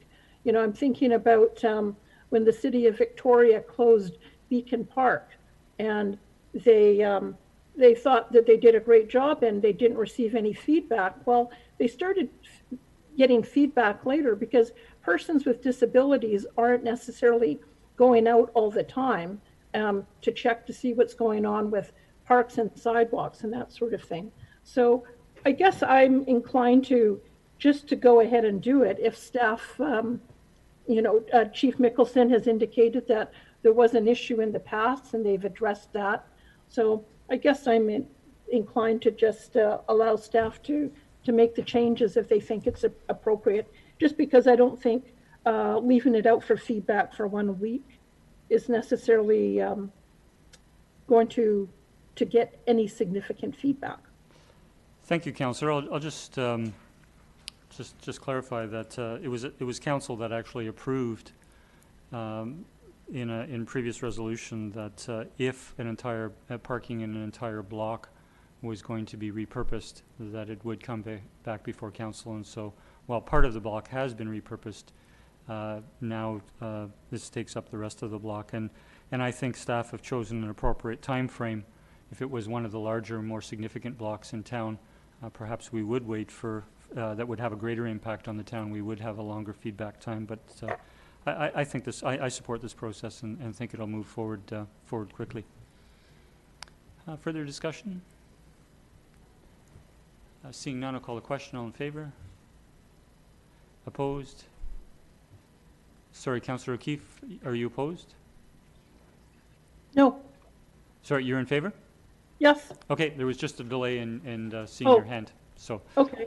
we have none opposed. The motion carries. Thank you. We'll now turn to item 13C, which is the OCP review, the draft work plan and community engagement plan, and a report from staff dated June 16th. I'll move the recommendations that the OCP review project work plan and community engagement plan be received for information. 2, that the 2021 fiscal year budget for the OCP review and update project be increased to $100,000. And 3, that the OCP review project work plan and community engagement plan be referred to the OCP review advisory committee for additional review and comment prior to being finalized. Okay, if I could suggest, Councillor, that we actually split the motion and consider the first motion to receive for information first. Seconder? Second. Discussion? All those in favor? Motion carries to receive. And the second motion was, as you stated, that the the budget be increased to by $50,000 to $100,000. Second. Discussion? Councillor Garnett, did you wish to speak? Councillor Rintoul?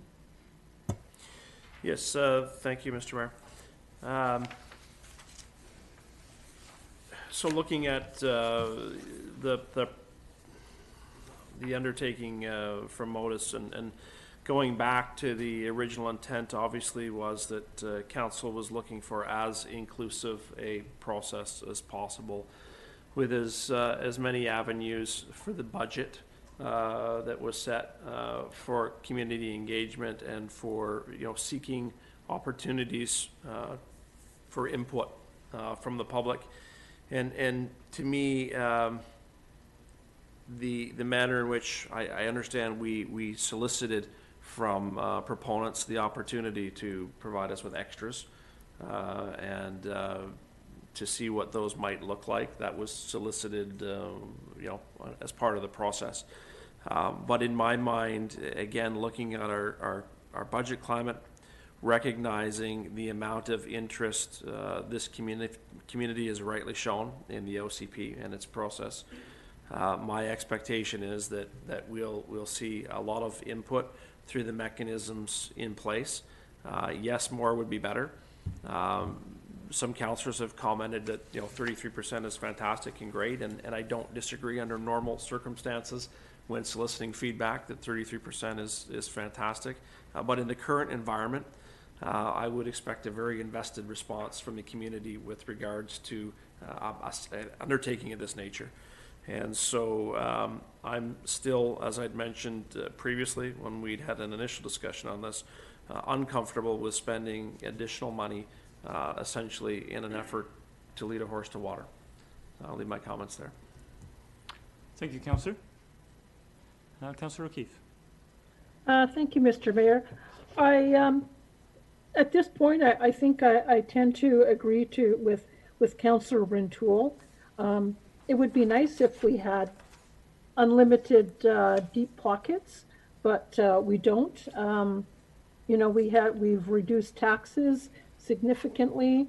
We're going to be having to look at places to cut other things.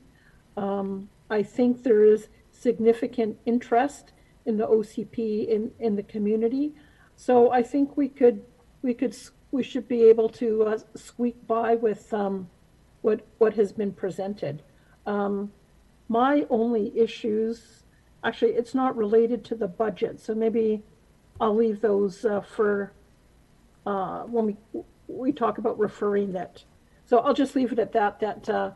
I'm not in support of raising the budget. Thank you, Councillor. I'll turn to Councillor Garnett, then Councillor Wainwright, and then I'll speak next. Thank you, Mr. Mayor.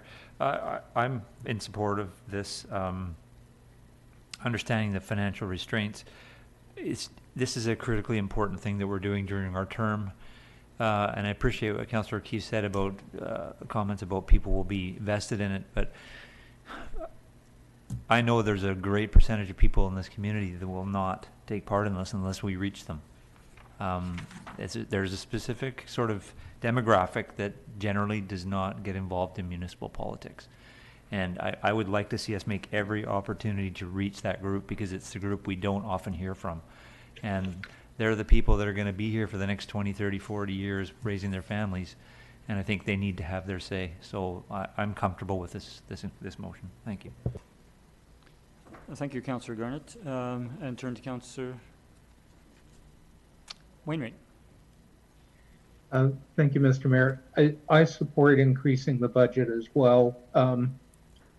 I think it's going to be challenging to be as efficient with community engagement as it would be in a non-pandemic situation. And I appreciate that this is the 2021 budget, not like the 2020. So hopefully all the pandemic challenges will be gone by the time this comes around. But I still support a higher budget available for the project. And there are a couple of reasons for it. One thing is, I think that this OCP review is likely to be broader in scope than we had originally thought, because there are issues that our community is quite interested in that have arisen because of the pandemic. So food security, urban agriculture, were really not, I'm going to say not on our radar before the pandemic. I mean, they were to some extent, but not the level of engagement from the community, the level of interest in those issues that we're now seeing. And we don't have the background information together on those particular topics. And resilience is likely to be a major focus as well. I think the economic recovery is also going to become part of the OCP to some extent. So I'm seeing the scope being larger than what we had previously envisioned. And while I agree on the can't bring a horse to, the horse to water analogy, the thing is, we're not simply trying to get people to respond and give us input. We want it to be well-informed input. So it's not like we're going to give you a survey, tell us what you think. It's here's some background information to make sure you're well-informed, and then we'd like to have a conversation with you about what you think. And we'd also like you to hear what other people are thinking before you make your final feedback to us on the OCP. So I think, you know, if we want to do a robust job on our OCP review, which is something that we all ran on in the last election campaign, I think we have to make sure the resources are available. And this isn't a guarantee that we're going to spend all that money, but if the resources aren't there, then we definitely won't be spending it. So I do support increasing the budget so that we have the flexibility to explore that kind of increased community engagement. Thank you, Councillor. I certainly concur in much of what you said. I'd like to first ask for a clarification from staff. So I'm turning to Appendix B, which is the single sheet of project budget overview in chart form. And down at the bottom, second line up, it says total without optional extras. Under the subtotal column, it has 149,986. And we do know that that our overall project budget approved to date is 150,000. The next line is total with optional extras is 195,246. That is $45,260 higher. And what staff has done is they have taken all of those optional extras, and in the report, they've recommended moving forward with some and not with others. So what we're looking at is approving, in terms of the staff recommendation, in the staff report, it says the total costs of these extras that we recommend is $30,785. Yet the staff recommendation is to increase the budget by 50,000. Are we looking at the 20,000 as a contingency, or is there, please, an explanation? So the extra 20,000 is intended to cover miscellaneous costs like advertising, facility rental, etc. Advertising in particular can be quite expensive. A typical advertisement that we use for, say, a public hearing size in the Peninsula News Review runs anywhere from about $700 to $1,000 per issue. So over the course of the project, that will likely add up to tens of thousands of dollars potentially, depending on how many advertisements we do. So if, for example, staff had recommended all of the options that the consultant had provided, we would have been to 195,000 with those recommendations, then staff would be recommending an additional 20,000 on top of that because of what you've just mentioned or indicated? Well, the totality of the optional extras were only known post award of the RFP to the consultant. So they provided us with this list, and we looked at it and said, these 5 things make sense. These other 3 don't seem to make sense to us. Okay. No, I appreciate it, and I actually concur with all but one of the staff recommendations in terms of which optionals to accept and which to not go forward with. However, where my concern lies is that apart from describing the core budget, if I can call that, all of the optional extras, there is in fact another unbudgeted item on this sheet, which is $20,000 for the expenses that you just described. And I guess I'd like to appreciate why that isn't actually in the budget as a $20,000 item. I would say because that was not considered in the initial budgeting process. Okay, so just to be, thank you for that clarification. And so to be clear then, we are considering several optional extras and $20,000. A contingency, if you will, for those other expenses. That's correct. I guess to further explain that, so the project budget was set quite a few months ago, and in looking into, what was available in terms of services for the cost of that, staff felt it was prudent to go out with the full $150,000 budget amount in order to get I guess, a decent level of project scope included in what the consultants would be delivering to us, if that makes sense. Okay, so I just want to be clear here. We have an itemized list of all the expenses. Some are not optional and some are optional. But we don't have a line in this chart for those $20,000. That's correct. Okay, so staff should appreciate that we are actually considering the 8 or 9 optional extras in accordance with the staff recommendations, but then we're then considering $20,000. And it sounds to me like what you've indicated in that $20,000 is fairly important to being able to execute the other aspects of what is planned in the $150,000 budget. Would that be fair to say? I think it'll certainly give us more options in terms of reaching out to the public. We could probably do the minimum required for close to the original project budget, but you know, it would be sort of the minimal public hearing advertisements plus a couple of open house notices, and that's it. This will allow us to reach out more frequently throughout the process and reach more people. Okay, again, by the sounds of that, that should be listed under engagement if it's actually going to be, you know, spent on engagement. Mr. Hissack. Just to clarify, Mr. Mayor, when the initial budgets were set, we were anticipating some costs for advertising and other incidental items over and above the consulting contract. And then when the RFP closed and the actual amounts of the bids were in, at that time we did recommend increasing the budget to $200,000, and council was not in favor at that point. But now we're bringing it back again with the shopping list, and yes, the incidentals are over and above what we're paying to the consultant. So the $20,000 actually wouldn't go to the consultant? They would be spent in-house? It would, yes, it would go directly to, for example, the Peninsula News Review, potentially Facebook advertising, facility rental at the Mary Winspear, for example. They would be locally spent funds. Okay, but it does come in within the overall.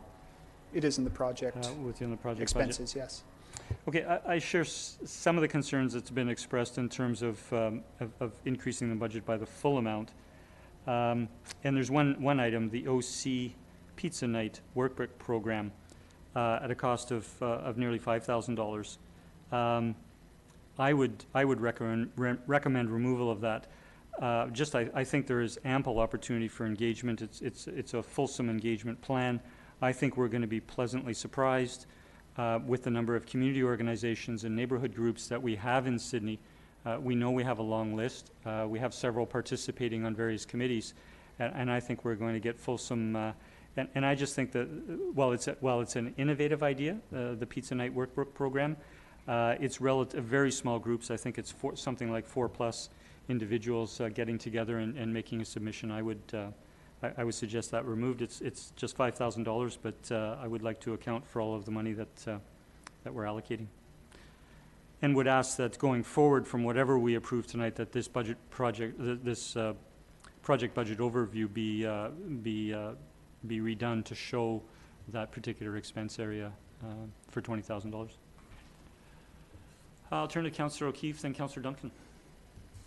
Thank you, Mr. Mayor. So I also had concerns about the fact that there was 30,000 expenses, but we were asking to approve 50,000. So it concerns me that there was no mention of that in the report. And I'm just concerned about funding things that we don't get advance notice about or explanation. And I can understand, maybe wanting a bit of a contingency, but to me, those are things that should have been identified previously. So I'm not generally in favor of, funding things. If I can just interject for a moment, staff would just like to address your point with regards to information in the report. Oh, okay, sure. If I can, Mr. Mayor, it is actually indicated in the second sentence under financial implications. It talks about the additional miscellaneous expenses, referring to newspaper advertising, room rentals, materials, etc. So It is clearly articulated in Okay, in sorry. the staff Okay, report. yeah, my apologies. There's a lot to read there. But yeah, in regards to, I think, 30,000, an extra 30,000 I could live with. I'd be in favor of taking out the pizza night as well. I think there's going to be lots of opportunities for the public to participate. So I'd be more in favor of a lesser amount than 50,000.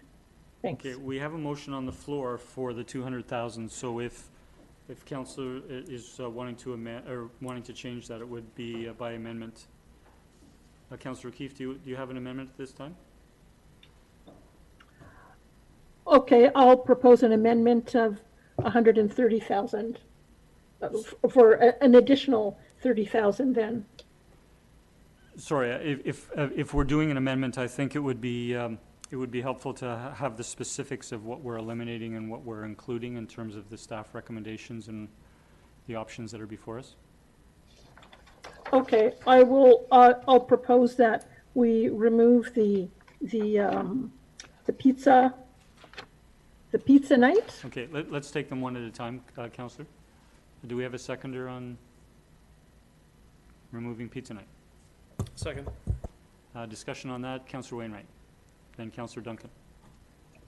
Thank you, Mr. Mayor. I don't see that actually as an amendment to the motion, because the motion that's on the table is that the 2021 budget be increased to 100,000. And what I was hearing Councillor O'Keefe suggest was that it only be increased to 80,000. And that would be an amendment of the motion that's actually in front of us. But to say that it be increased to 100,000 and eliminate OC Pizza Night doesn't really make sense as a motion. Okay. So maybe we should either withdraw the motion or defeat the motion and then have somebody propose a different one. But I really don't see that the proposed amendment is in order procedurally. I don't think it works. I thank you for that input, Councillor. I would suggest then the phrasing of the motion that we reduce the $50,000 increase by 5,000 by removing that. So it would then indicate that the increase would be 45,000 and not 50,000. Again, it's increasing the budget to 100,000. I think perhaps we could consider rescinding that part of the motion, and we are actually increasing the budget by 50,000. It says we're going to 100,000, but it's an increase of 50,000, as is indicated in the report. So, what do you want me to do here? I would suggest, as Councillor Wainwright has suggested, I would suggest rescinding the motion with regards to increasing to 100,000, and then speaking to the actual increase amount, and if that increase amount is going to change and why. Okay, so then I guess what I would propose is that the budget would be increased to 80,000. Okay, I'm going to ask to turn to the mover and seconder of the motion if they wish to rescind.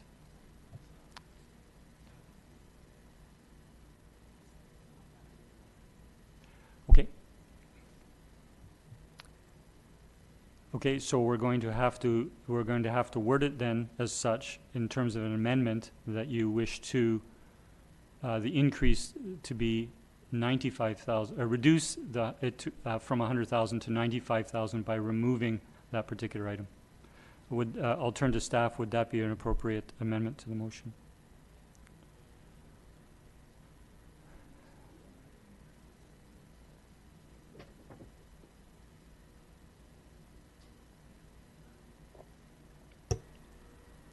I'm wondering, Mr. Mayor, if it's simpler to simply to vote on the current recommendation. Motion. I'm good with that. So let's We won't take an amendment, Councillor O'Keefe, and so we have the main motion on the floor to increase the budget to $100,000 in 2021. Is there any further discussion on that motion? Councillor Duncan. I'm not sure because whether I should speak about it now, or whether I should wait until after this one and then people were going to go back and try to cut things but keep the amount the same. Well, if perhaps you wish to indicate whether you support the increase to 100,000 or otherwise. Okay, I do support the increase to 100,000. I think that staff did a really great job of identifying all of the tasks that would serve us well, and especially based on council's previous direction to them on how important the engagement piece was and how important it would be to think outside the box in terms of engagement so that we would actually get different people, new people who are not typically engaged in these things to actually come out. As Councillor Rintoul has noted, there's going to be a lot of people who are highly motivated to come. They're exactly the same people who were going to come in the first place. They're just going to be more motivated now. And they're going to be, higher energy about it. They're exactly the same people who are going to come out before. And exactly the same people who weren't going to be coming out before weren't going to come out this time because now they've just lost their jobs. They're worried about losing their housing. They're worried about all of the other stresses on them. And especially finding childcare and trying to take time to come to these things. When I saw that OC Pizza Night, I thought, oh, this is fantastic. I don't know whether it'll work or not, but for $5,000, we might actually be able to reach the people who never come out to these things. This is the highest value piece we have added on here. $5,000 to actually reach the people who are going to be living in this town for another 20, 30, 40 years who never give us their input before, and are going to be probably the very same people who are giving us the input on the new expanded items that Councillor Wainwright has noted that this will probably encompass. They're going to be the same demographics who are going to be the most interested in climate change. They're going to be the demographics most interested in food security and the backyard chickens. So I think that the $100,000 and the justification for the additional $30,000 for the consultant was good, and in $20,000 for additional advertising through the town to go for making sure that we actually get the message out is well worth it. We've already learned from the public hearing today that we put out a public notice and almost nobody answers. But then when we get the newspaper to do our advertising for us by running an article about it, all of a sudden we get a lot of responses. So making sure that we actually get the responses we want because people actually saw our requests for input, I think is going to be really important. We could save some, nickel and dime and get that amount down again. But I think we might jeopardize what the actual quality of the project will be in the end for having done so. Thank you. Councillor Wainwright. Thank you, Mr. Mayor. So one of the things I'm considering is that we're missing a council member tonight, and 3-3 votes fail. And this does kind of look like it's heading in that kind of direction. The OCP review is unquestionably one of the most significant things we're going to do during this term. So to make the decision based on potentially a tie vote where we're missing a council member, missing giving somebody a chance to weigh in on it, does not sit well. And I don't see a compelling reason why we have to make the decision about the 2021 budget tonight. I think we could wait until Councillor Fallett's here, and we could also wait until we hear what the OCP Review Committee thinks of the proposal. And hopefully we would make a better decision.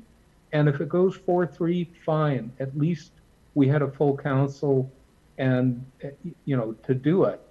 I'm really kind of uncomfortable having the potential of this going to tie votes, because if it does and people kind of dig in, no motion that we make in this scenario might carry, and then we're going to be stuck, and I just don't think it's I don't think it's a good way for us to proceed. So I would actually like to move that we table the current motion until after we've had input from the OCP Review Advisory Committee and we have a full council in attendance. Second. A second? Okay. All those in favor of tabling? Or discussion? I'll turn to staff. Is there discussion during a tabling motion?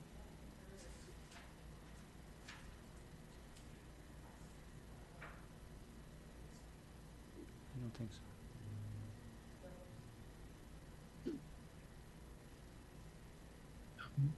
Mr. Mayor, I understand that there is potential for discussion of the merits of tabling, if, for example, the matter is time sensitive, but not to actually have discussion of the motion that's being tabled.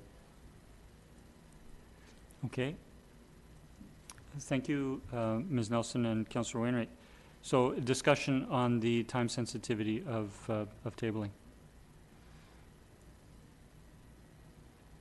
Seeing none, I'll call the question. All those in favor? We have none opposed. That motion is tabled. If I could ask Council to consider a subsequent motion arising, that with the time we have, that we refer this report to the task force for consideration for it to come back at the earliest opportunity. Yeah, I think if I may, Mr. Mayor, the third motion likely speaks to that. And I'm happy to move that the OCP review project work plan and community engagement plan be referred to the OCP Review Advisory Committee for additional review and comment prior to being finalized. Would that address your suggestion, Mr. Mayor? Sorry, that it actually answers a question, or it brings up a question that I had noted, and that was if we had approved in recommendation 2 that would we actually have been sending the budget aspect to the recovery task force, or just the recovery plan?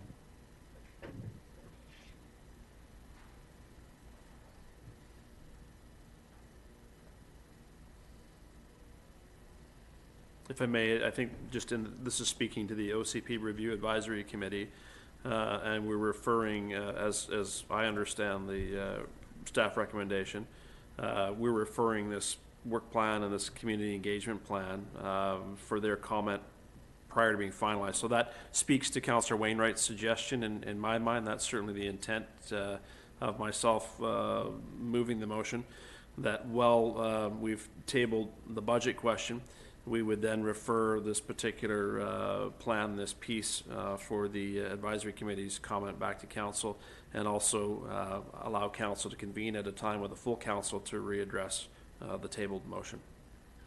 Okay, so I agree with you that in the circumstance where we've tabled the budgeting motion, that it can go to the OCP Review Advisory Committee prior to being finalized by ourselves.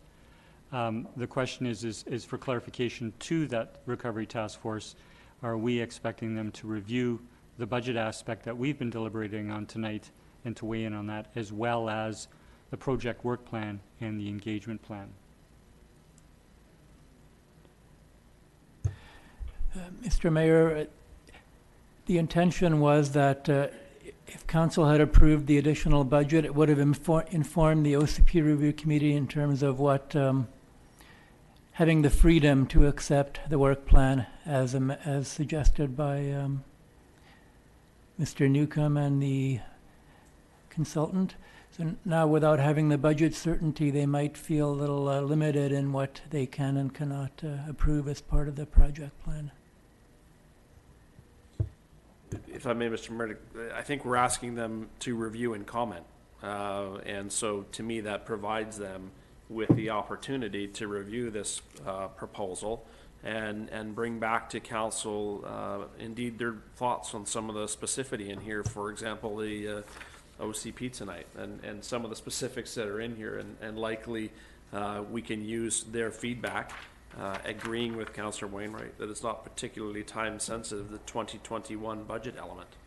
So I feel like the motion addresses this while the motion's tabled in order to allow the OCP Review Advisory Committee to provide comment. But I'm happy to withdraw it if we think it doesn't accomplish that goal. Okay, I'm just going to go back in that the first motion we made was to receive the project plan, the work plan and the engagement plan, be received for information. So we haven't approved it, we've received it for information. The second motion was with regards to budget. We know what the discussion there. The third was to refer it to the OCP Advisory Committee, that is the work plan and the engagement plan, for additional review prior to it being finalized. Well, what does being finalized mean? Does it mean before council approves the project work plan and community engagement plan? Or is it the budget aspect? Through to staff. It's, thank you, Mr. Mayor. You've raised a good point and a good question. Again, if you look at the in the staff report, it does in some way speak to that. It talks about, I guess it would be on page 2 of 3 at the bottom. It reads, once council has discussed and decided on the optional additional tasks, staff further recommend that the updated work plan and community engagement plan be forwarded to the OCP Review Advisory Committee for further review and comment. Following this, staff's preference would be to immediately incorporate any feasible changes, i.e. within budget and project scope, and finalize the two documents without bringing them back to council for further consideration. This would allow staff and the consultant to move the project ahead immediately following the review. So I guess the perspective here of staff is that given the work ahead with respect to the OCP review and the engagement plan that's been identified, is that there is some time sensitivity around this in terms of wanting to proceed further with the next steps of the OCP review. Okay, thank you for that clarification. Yes, I do recall reading that section. However, this is going to come back to council when we have a full council. And so I think the motion is appropriate that Councillor Rintoul has made. It can go forward, and we would look for it to come back. Council has to make a decision on the budget aspect. If the task force wishes to comment on the budget aspect or some of the options, if they wish to comment on certain aspects of the plan, it is coming back to council, and we will look to have that happen as quickly as possible. Councillor O'Keefe, and then I'll turn to staff, Ms. Verhagen.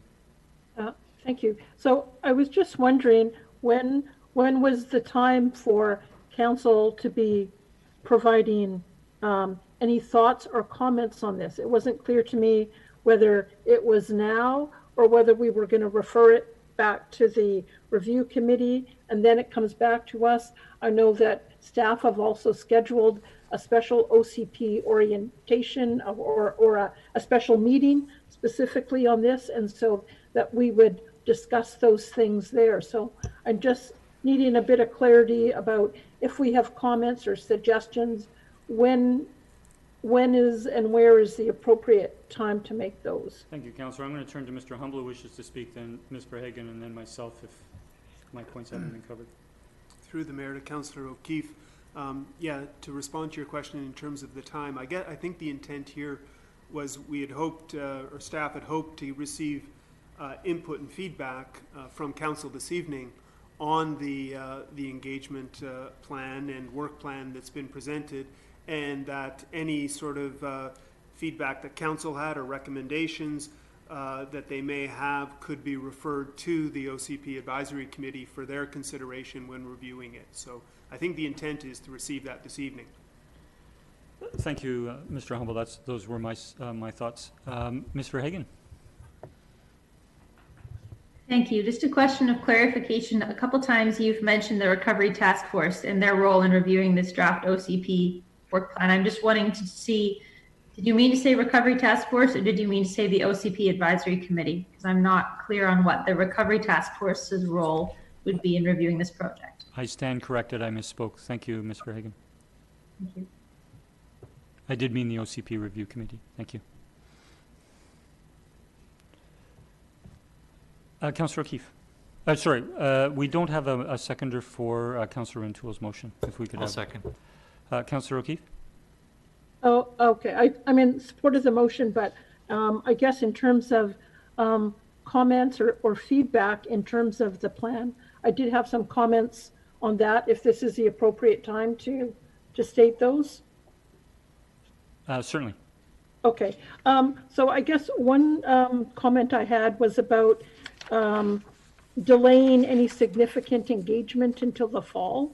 And I was just hoping that we might be able to find some creative ways to start doing some of this over the summer. Part of my concern is if we do get a second wave of this in the fall, it's going to make it even harder. I think right now during the summer seems to be a good time. Perhaps we could do things outside in our community parks, to minimize the risk of exposure. So I'm hoping that there might be a way to accommodate that. Would you like staff to address that first? Oh, Councillor? sure. Okay. Yeah. Thank you. Through the mayor to Councillor O'Keefe, I was just going to point out that in the staff report, it mentions that the project ambassador idea where younger folks would be trained to go out and sort of talk up the project and raise awareness.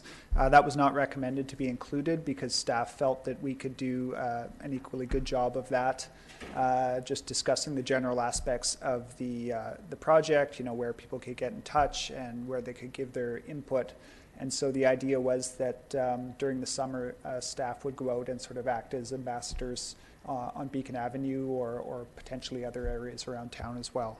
So that will be starting this summer, and that's something we can do, maintaining social distancing and generally staying safe. Okay, that's great. Thank you, Mr. Newcomb. So there will be some activity then over the summer. That's good. And just a couple other things.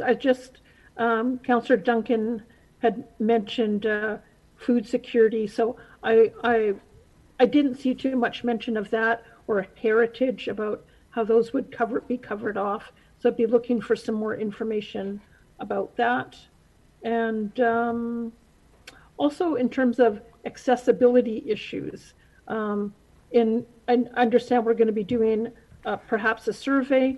It would be nice to have some specific questions for persons who have accessibility issues, such things like challenges they might have navigating our streets or our built environment, transportation, accessibility to services and town hall, recreation facilities, access to parks, and parking. So whether those are things that might be considered as well. Does staff wish to comment? Sure, just to comment on that. I mean, the potential for input on individual residents and businesses' areas of concern will be virtually limitless, I think. Concerns that people have regarding their sort of area of interest, whether it be accessibility or food security or whatever, there'll certainly be the opportunity to weigh in on pretty much any issue. The degree to which there will be specific questions really depends on the venue for input. So looking at the design charrette, for example, that may focus on some accessibility issues, whereas the survey might be broader in terms of asking about food security issues. Thank you, Mr. Newcomb. Did you wish to continue, Councillor Keefe? No, that's fine for now. Thank you. Thank you for your comments. Further discussion? Mr. Newcomb? If I might, Mr. Mayor, Just those four last words off the recommendation at the end there, prior to being finalized. I think those could safely be removed, given the context of the discussion tonight. Those prior to being finalized words relate to the moving directly forward with the project following the OCP Review Advisory Committee looking at it, with the idea that it not come back to council for further consideration. And given that it will be coming back, I think it's prudent to remove those. Thank you. I'm happy with that amendment if the seconder is. Thank you, Mr. Newcomb, for that. Any further discussion? Seeing none, I'll call a question. All in favor? None opposed. Motion carries. Thank you very much for the discussion, and thank you very much for the detailed plan.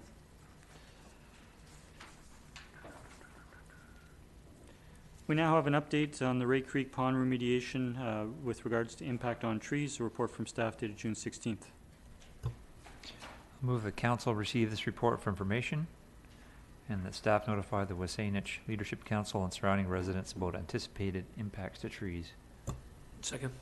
Discussion? Councillor Rintoul? Thank you, Mr. Mayor. Perhaps just an opportunity for either the mayor or through the staff to address the referral to Wasanic leadership, and I only suggest that because throughout the project we haven't made referrals necessarily of that nature, and so wanted to have an opportunity to hear comment from staff or the mayor. Thank you. Thank you, through the mayor to Councillor Rintoul. Yeah, the intent here is to I think principally forward it to the Wasanic Leadership Council for their information, so that they're aware of the vegetation that's potentially being removed, and in particular the trees within the actual pond area. There has been involvement by the Wasanic Leadership Council as part of this process. Certainly, they've had representation at the as part of the technical working group, and have been involved in this process. We've also had a level of engagement with the Leadership Council as part of the proposed dam project as well. So this is certainly, from our perspective, it's important that, as a matter of courtesy, that they're fully aware of the different aspects of the plan moving forward. So it's for their information. Thank you. Further discussion? Seeing none, I'll call the question. All in favor? None opposed. Motion carries. I'll turn to the project proposal for the 2020 Plan H Healthy Communities Grant Program, and I'll turn to Councillor Wainwright. Thank you, Mr. Mayor. I have a conflict of interest on this item because I'm a host on Radio Sydney. So if I could be removed from the meeting while you have this discussion, I'd appreciate it. Thank you, Councillor. We will be sure to bring you back.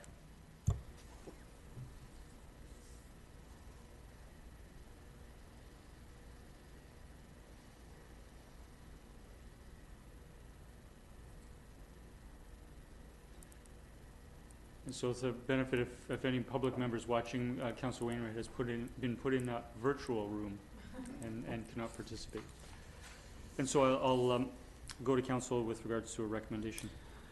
I'll move the recommendation that council see merit in the proposed application to the 2020 Community Connectedness Grant Program to produce a 5-episode radio show in partnership with Radio Sydney and the Vancouver Island Health Authority. That council directs staff to provide communication, grant, and report writing support, as well as provide financial administration of the grant funds received for this project. Second. Discussion? Councillor O'Keefe. Thank you. I think it's a good project. I guess my only questions to staff is there's a number of community groups around town, arts groups, sporting groups, that sort of thing. And I guess I wonder about, do we need to be concerned about setting a precedent that if a community group needs some support in writing grants, and I know that that's a common issue for a lot of community grant or groups, they don't have the the knowledge on how to do that. Whether this gives Radio Sydney sort of special treatment or not. Is that something we have to be concerned of? That's one thing. And then I guess in terms of the amount of time that staff anticipate, submitting the grant and monitoring the finances, and whether that will have any significant impact on other projects that we have on the go with the OCP and the COVID, recovery group, Ray Creek, and other things that we have on the go. I guess I just worry about overtaxing staff with something else. So their comments on that would be appreciated. Ms. Verhagen. Through the mayor to Councillor O'Keefe, this project here, this grant application was actually initiated by staff as part of the pandemic response and recovery. Through the EOC, it was found that this grant program existed, and we thought this would be a great opportunity to work on community resilience and the connections in the community. Contacted Radio Sydney, and they were interested in hosting shows. So Ms. Hernandez, our municipal planner, she's been working diligently on this application and working with Radio Sydney and putting the application together. So I think that staff time going forward, if we are successful in obtaining the grant, it will be easily managed in existing workloads. And I don't think it sets a precedent for staff to be applying for grants on behalf of organizations. Thank you. Okay, good. Thank you for that. Thank you, Ms. Verhagen. Thank you, Councillor O'Keefe. Councillor Duncan. Thank you for that background that it was town that approached Radio Sydney. Because I'm wondering, I see there's 15 grants, and I'm wondering if there's other community organizations that were considered, why Radio Sydney was selected as maybe the most likely to be successful in the town of Sydney with this partnership, or if there's a possibility that if other community organizations hearing about this grant would come forward if we try to support them as well. Through the mayor to Councillor Duncan, I would have to confirm with Ms. Hernandez on that process, on how that unfolded. But I understand through the proposed project, we would be involving many community organizations in producing these shows. And the intent there is to raise awareness of those groups and to help promote those local and regional, those local services and resources, and get people more connected in their communities. So hopefully those other groups would see a benefit from it as well. Thank you again, Ms. Verhagen. I'll just comment. I think this is a real win-win-win all round, and I think it's during the pandemic, this is a great opportunity. While we have the physical distance, we do have the vehicle of Radio Sydney. We do have the support of other organizations like VHA and CRD, and kudos to Ms. Hernandez and staff for identifying this and showing the leadership to move it forward. And any further discussion? Seeing none, I'll call the question. All in favor? None opposed. The motion carries. Thank you.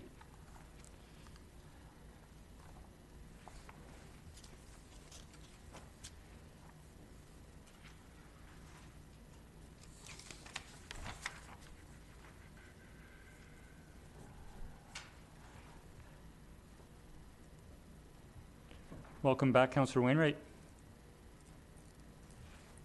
Thank you. So we'll turn to item 13F, which is the BC Building Code Spatial Separation Requirements and First Response Time, a report from staff dated June 16th. I'll move that this report be received for information. Second. Any discussion? I just want to comment to thank staff that over time have actually identified this and brought it forward for the safety of our community, and appreciate having the report. Seeing no further discussion, I'll call a question. All in favor? None opposed. Motion carries unanimous. Thank you.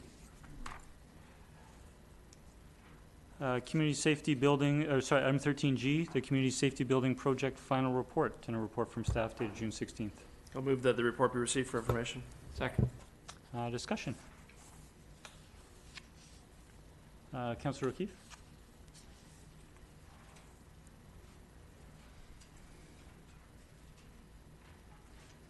Sorry, I was muted there. I just wanted to, compliment staff on the thoroughness of the report. For those of us who, myself included, that weren't involved in this project until the tail end, I appreciate the fulsome information that they've provided. And is a very complex project. It had a number of challenges relating to finding a site, meeting the needs of BC Ambulance, changing scope, and taking place during a hot construction market. For me as a counselor, it's a good opportunity, I think, to look at this and what are the lessons learned. And I think there's a number. I don't think it's necessary to go into all of them, but I'll just say thank you for the information for now. Thank you, Councillor. I'll turn to Councillor Garnett. Thank you, Mr. Mayor. Yeah, thank you, staff, for the report. I guess the only thing that I would add as far as lessons learned, and it's just sort of the way the whole project started at the beginning, and it was previous council's decision to use assent-free borrowing as opposed to reverse petition, which could have potentially triggered a referendum, which I would hope that if something came to this council, that we would want to look to what the public wants to do with their tax funds, especially with an amount of money that was borrowed as largest in the town's history. For me, that's sort of the biggest thing that stands out that wasn't mentioned in lessons learned, that just to be more diligent in accessing the public for what they want to spend their tax dollars on, and providing that process was there and wasn't used. So thank you. Councillor O'Toole. Thank you, Mr. Mayor. And forgive me, I just do want to echo comments, particularly from Councillor O'Keefe, around the fulsome report and how comprehensive it is. I think it addresses, again, for those of us who weren't here at the front end, certainly of this, the challenges that staff faced, that the project faced, and importantly, the lessons learned analysis. I think is going to be a guide to the future and future projects.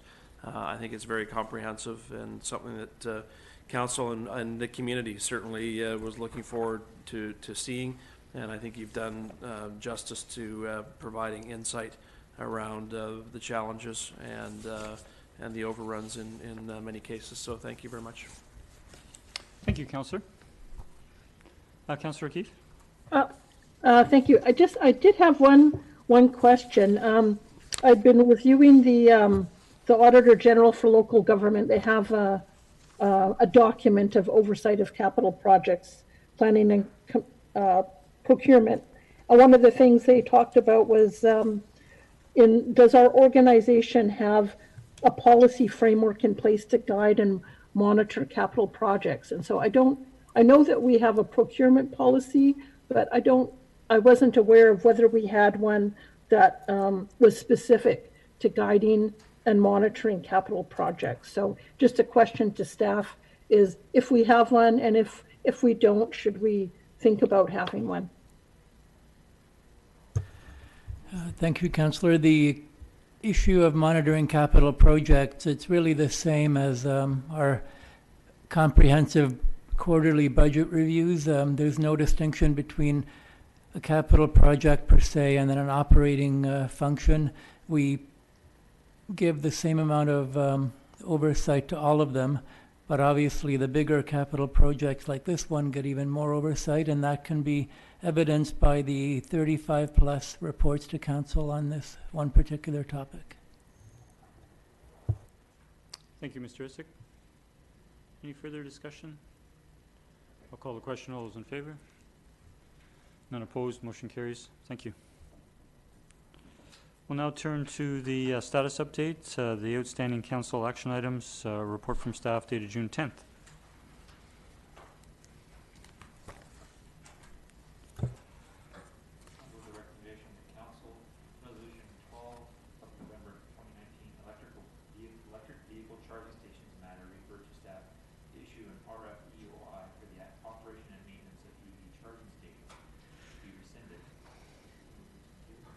Excuse me, we can't hear what's going on for some reason.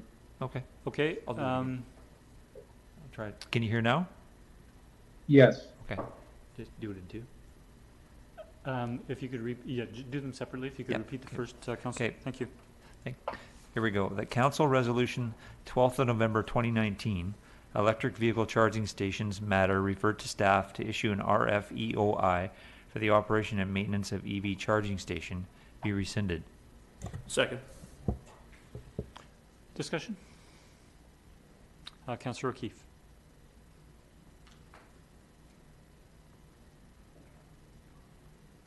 Okay, and so if we're going to rescind that, do we need to give staff with some further direction in that regard specifically? Staff was not recommending a future direction, so we could have a discussion post. Mr. Humble, did you wish to comment? Yeah, through the mayor, if I can, to Councillor O'Keefe. Yeah, I think based on I know there was some back and forth questions that came from Councillor O'Keefe to staff over the last couple of days regarding this matter, and I know staff presented some additional thoughts and information related to this, and I think based on that correspondence, if there's a desire by council to consider an alternative, a further motion regarding it, or resolution, yeah, it would be helpful, I think, for staff moving forward than simply, I guess, having just it rescinded. So it would be helpful. Okay, so we do have the motion on the floor to rescind. We could certainly have a motion arising after that motion. Any further discussion on the motion on the floor? Councillor Wainwright? Thank you, Mr. Mayor. So the rationale for rescinding the motion is that an RFEOI is probably a higher level of effort than is warranted, given that there are three major commercial networks that are deploying EV chargers. So having a very broad RFEOI is probably going to get a lot of questions and require a lot of staff time that could be better focused if it was targeted towards the suppliers that we know are out there. So I do support the motion to rescind. With respect to subsequent action and direction to staff, I suggest that it might be better to put that on a future agenda, because we have a pretty full agenda tonight. It's almost 9 o'clock, and there's an in-camera proposed as well, and we don't have any staff report or suggestion of what we might be doing. I know there was some email exchange, but I don't think I could really expect that every member of council had time to see that email exchange, given that it happened earlier today. Thank you, Councillor. I would concur. I think staff would continue to move forward on it, and I think once it started turning to a particular direction, it would come back to council for a report at that time. Councillor O'Keefe?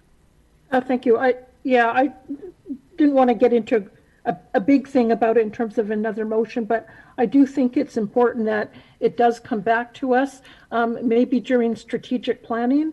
I think there's some policy decisions that council needs to make in terms of whether we're going to charge for electricity or not. Whether council sees merit in having additional charging stations. So I think there's some policy decisions that council needs to make, and perhaps and I think it was maybe recommended by staff that maybe that's something we want to look at through strategic planning after staff and council have had more times to do some research on this. Okay, let's continue with any further discussion on this motion.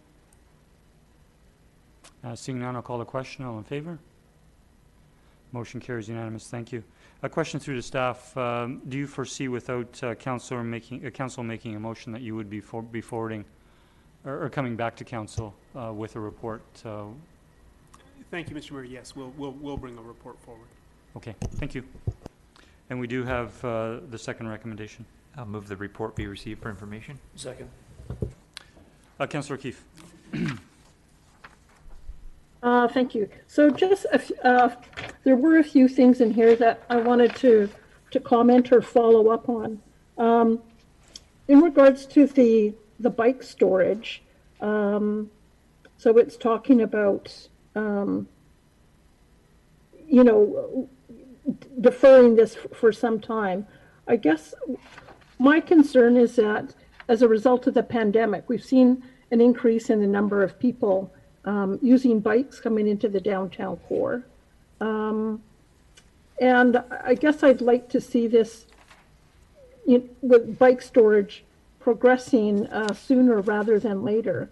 And I'm wondering if it's something that might be taken on by the Recovery Task Force, because it's something that contributes to, getting more people into the downtown core. And in addition, what I've noticed is that with more people riding bikes, our sidewalks are getting more cluttered with bikes being tied up to poles or to railings. And so at a time when we're trying to have more space for pedestrians and social distancing, that kind of gets complicated with bikes cluttering up our sidewalks. So I would propose that be taken on by the Recovery Task Force to look into. So I'd be interested if there's any other thoughts on that, or whether staff have comment to make. Mr. Humble or I think Ms. Clary Clary may speak to it, and I may have a comment afterwards. Thank you. Through Mayor to Councillor O'Keefe, staff have looked into pricing for some options for the bike storage system, and it's really just a matter of ordering it and finding a place where we want to install it. And so that portion of this project has been held up a little bit just due to staff resourcing time. But we are intending to do that. That is on the books for this year still. Okay, that's great, thanks. Okay. Did you wish to continue, Councillor O'Keefe? Yeah, I did have a couple more things. My next item was in regards to Summergate Village and about, we talked about delaying that information session indefinitely. And I guess my concern there is that we had several residents from Summergate attend a meet and greet, and we've had other emails, and I continue to get contacted by them to say, you promised you were going to do an info session for us, and that still hasn't taken place. I know we've had some challenges, of course, with the pandemic, and that's difficult to do. And I understand that maybe there's been some issues trying to get that coordinated with the Summergate Strata Council. I guess what I would like to see is, that we do something, whether it's online via Zoom, to allow Summergate residents the opportunity to hear a general information session, just as we had promised. And to do that, by the fall at the latest. By the fall, it'll be almost a year since they requested that information.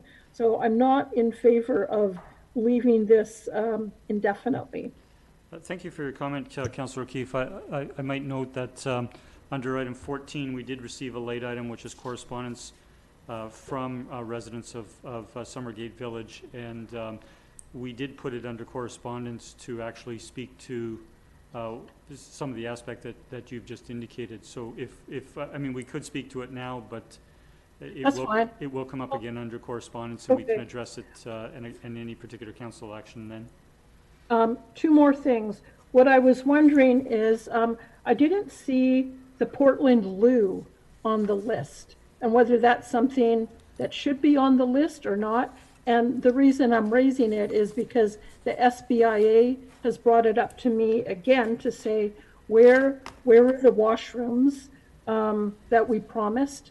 So I guess that's my question. Where should that be on the list?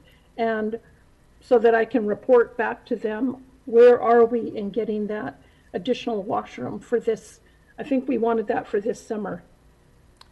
I'll turn to staff. Yeah, it's, so these are council action items, and there's a distinction between the council action items and capital projects that are being budgeted for. So that's a separate list. And, Okay. yeah, that's the rationale that why it's not on this list. Yeah, we do have a report on the 100+ capital projects coming forward to council at the beginning of August. Okay. But thank you for raising it. Councillor, you had one other item? It was just, and maybe this is not something to be on the list, but just the issue of the accessible parking.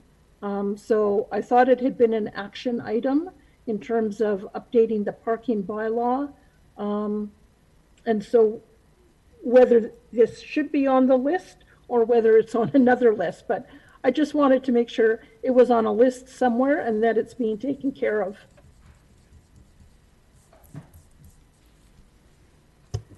Through the mayor to Councillor O'Keefe, yeah, I'm not sure what list it's on. We'll look into it and report back to all the council on that. Thank you. Okay. Thank you, Mr. Thank you. Humboldt. That's all for me. Thank you. I'll turn to Councillor Wainwright, then Councillor Duncan. Thank you, Mr. Mayor. So the item I want to pick up on is on page 5 of the report. It's at the very top, monthly building permit report. And the resolution from council was asking for information to be included in the monthly building permit report about building permits reaching renewal or extension in light of the current climate, but also the status of development permits. And I see that the monthly building permit report is including information about expiry and renewal of building permits, but I didn't see anything in it, and perhaps I'm missing it, about the status of development permits that may be coming up for expiry. I'll turn to Ms. Verhagen. Through the mayor to Councillor Wainwright, reporting on the timeline of development permits is a bit different since the monthly building report deals with building permits that have been issued. Once a building permit is issued, the expiry date of the development permit no longer matters. The DP won't expire as long as construction is substantially underway, like something is happening on the site, then the development permit will not expire. So at this point, we are not reporting on active building permit applications that are being reviewed. If it would be more staff time to add all of our active building permit applications to the report, there's a significant number of active building permit applications that are being reviewed and have not been issued. If that is the nature of council's intent by that, we'll have to review that in the Development Services Department in terms of how we can add that status and timelines in an effective way to the report to indicate what active building permits are being reviewed but have not been issued and what timeline is remaining on their associated development permit. Was that council's intent with that motion, or with that resolution? Thank you, Councillor Wainwright. I can speak to my interest, and I think I'm the one who actually made this motion. I was concerned that we have some major developments that have had a development permit approved, particularly by the previous council, and was concerned about whether any of those were potentially going to expire before their building permit was issued. So that was in fact my interest in putting forward that motion, and not so much wanting to have a breakdown of specifically everything in process, but just I guess the major ones. Through to Ms. Verhagen, and then I have a question of clarification. Go ahead, Mr. Mayor. So on the building report, or monthly building report, or at some report, could it not be just the outstanding development permits that have been approved yet have not yet taken a building permit, and just the date of their development approval?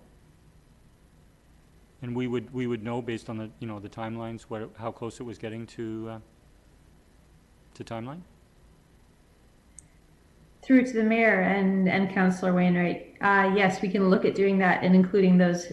Councillor Wainwright indicated the major development permits. I take that to mean commercial, industrial, mixed use, multifamily commercial. Is that the nature of development permits? You're not interested so much in the smaller form and character or environmental DPs?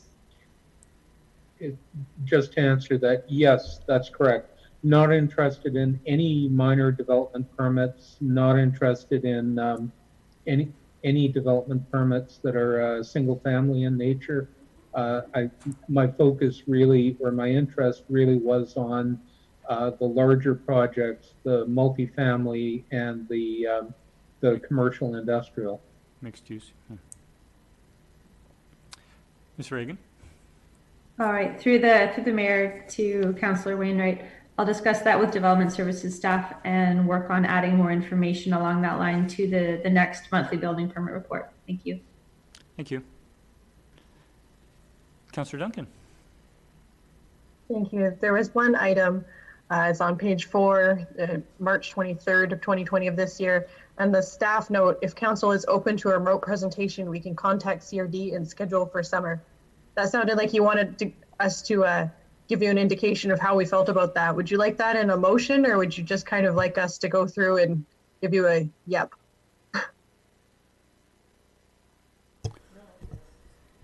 So, yeah, we'll just a yep is fine. We'll proceed with it. I would be interested. Yep.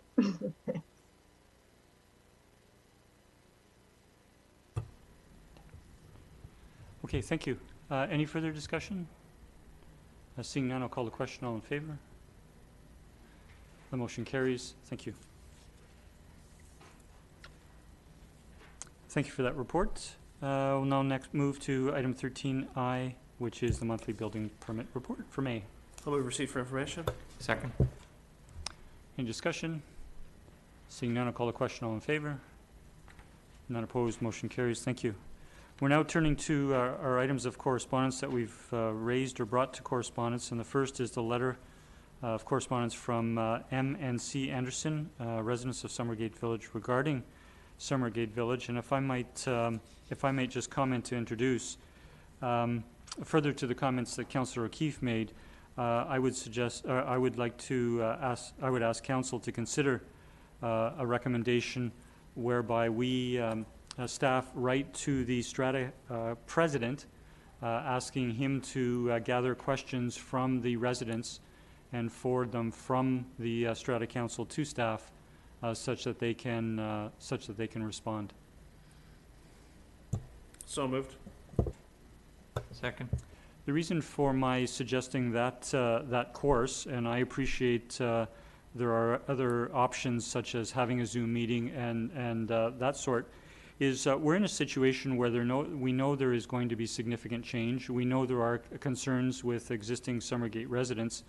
However, the representative body for Summergate is the Strata Council, and I would hate to be in a virtual meeting where we had the Strata Council attending and we had residents attending, and there were questions. The questions might be directed to staff that they could answer, but then if there were discussions that ensued between residents and their Strata Council, I think it's best that we deal with the representative body that is the Strata Council, that they gather those questions. If for some reason that's not forthcoming, then I think we would hear from the residents and we could seek another opportunity for engagement. Councillor O'Keefe. Thank you. The one thing that I'm not in favor of the motion is having those questions go through their Strata Council. I think the residents of Summergate are residents of Sydney. They have come to us directly as a council asking questions about the land use agreement. And we should be able to respond directly to them, unfiltered through their Strata Council. And similarly, if we're asking them to submit questions, they should be able to submit questions directly to us not filtered or to have to go through their strata council. I'm not sure what is the strata council going to do with their questions. I think it's more appropriate for those questions to come directly to the town. So I'm not sure what the rationale is for having them sent to and filtered through a strata council. Well, we're making a presumption that things will be filtered. Again, the reason for the suggestion is that all the residents, of course, have the option to contact the town directly, and in fact, they have for the past 2 or 3 years, and staff have responded. And in fact, Mr. Humble and myself have met with residents who had concerns, and we addressed those concerns. We've had a separate meeting with the strata. So we're not taking away the opportunity for residents to submit questions directly, but we're suggesting, given the nature of this letter, that one avenue for them to submit questions, not removing the direct avenue, is for the strata council to seek the input of the residents. They do have a communication system whereby they can issue a notice that all residents see electronically and print, and I think we should look at that opportunity. Mr. Humble. Mr. Mayor, yeah, I don't know. I would agree that I think it is a bit presumptuous to indicate that things would be. Mr. Humble, your microphone might be off. Sorry, thank you. Yeah, just adding to the mayor's comments, I also agree that I think it is a bit presumptuous to think that correspondence between the town and the strata council would be and the residents of Summergate would be filtered. I can say that staff actually reached out. There was correspondence between the town and the strata council back in February, late February, with respect to organizing the very open house that is being talked about. In fact, a date was planned for March 26th to undertake this. And this is something that was planned with the Strata Council, through the Strata Council, for the residents of Summergate. And then, unfortunately, the pandemic hit, and on March 13th, actually, staff actually for an email to the Strata, I believe it's the president of Summergate, indicating that unfortunately, due to the COVID-19 pandemic, that unfortunately these non-essential meetings were being canceled, and that we'd be unable to do that. But that staff would closely monitor the situation and follow up when a potential meeting was possible. So, I think, quite frankly, that there has been some good correspondence between the town and the Strata Council for organizing this kind of thing. So I see no reason why we wouldn't consider receiving the questions through the Strata Council, and I see no reason why they wouldn't ensure that the responses go out to the entire community. Yeah, thanks, Mr. Humble. And I might add, we could alter what I suggested to the degree that when we write the Strata Council, we could ask them to gather questions and submit them, or advise the residents that they could submit their questions directly to town staff. Councillor O'Keefe? Yeah, thank you. I think your latter comment about giving residents the opportunity to submit them directly would be good.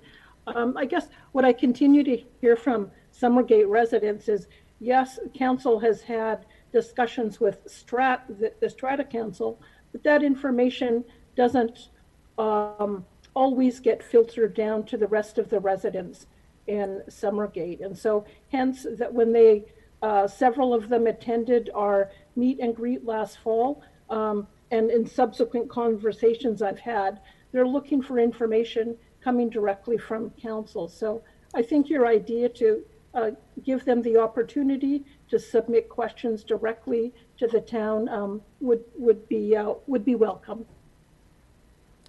Thank you. Further comment, or sorry, further discussion? Seeing none, I'll call the question. All in favor? Motion carries. Thank you.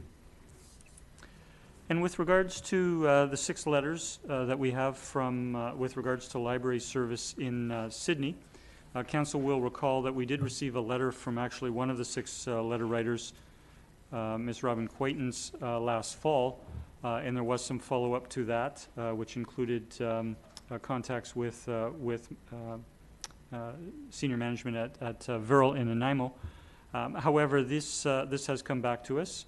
Some of the concerns are the same, and I have spoken with one of the letter writers in detail. And recently, I spoke with Mayor Jeff Orr to inquire whether North Saanich had in their strategic plan a review of library service in this term, and they do not. However, Mayor Orr has indicated that he would be bringing that topic to their next strategic planning meeting later this year, the very beginning of next year. They have responded, the same letter writers, as I think you can see in the correspondence, have submitted first this correspondence to North Saanich, and in the reply from North Saanich, they indicated that they would be doing that.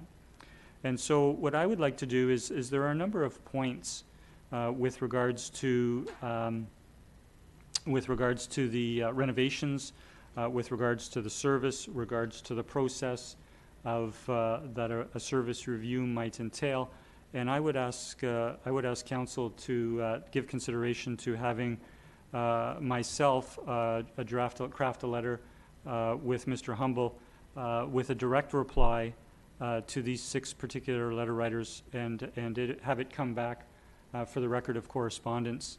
I think it's important that we respond. I could discuss them this evening, and members could pick up on it. I think it would be helpful and useful, given that we did address this last fall, but it's come before us again. Are you looking for a motion to write that response? So moved. Second. Further discussion? Seeing none, I'll call the question. All in favor? Motion carries. Thank you. We then have our remaining items of correspondence for information under 16. Move receipt. Second. All those in favor? Motion carries. Thank you. We have no notices of motion. We do have a motion to go in camera.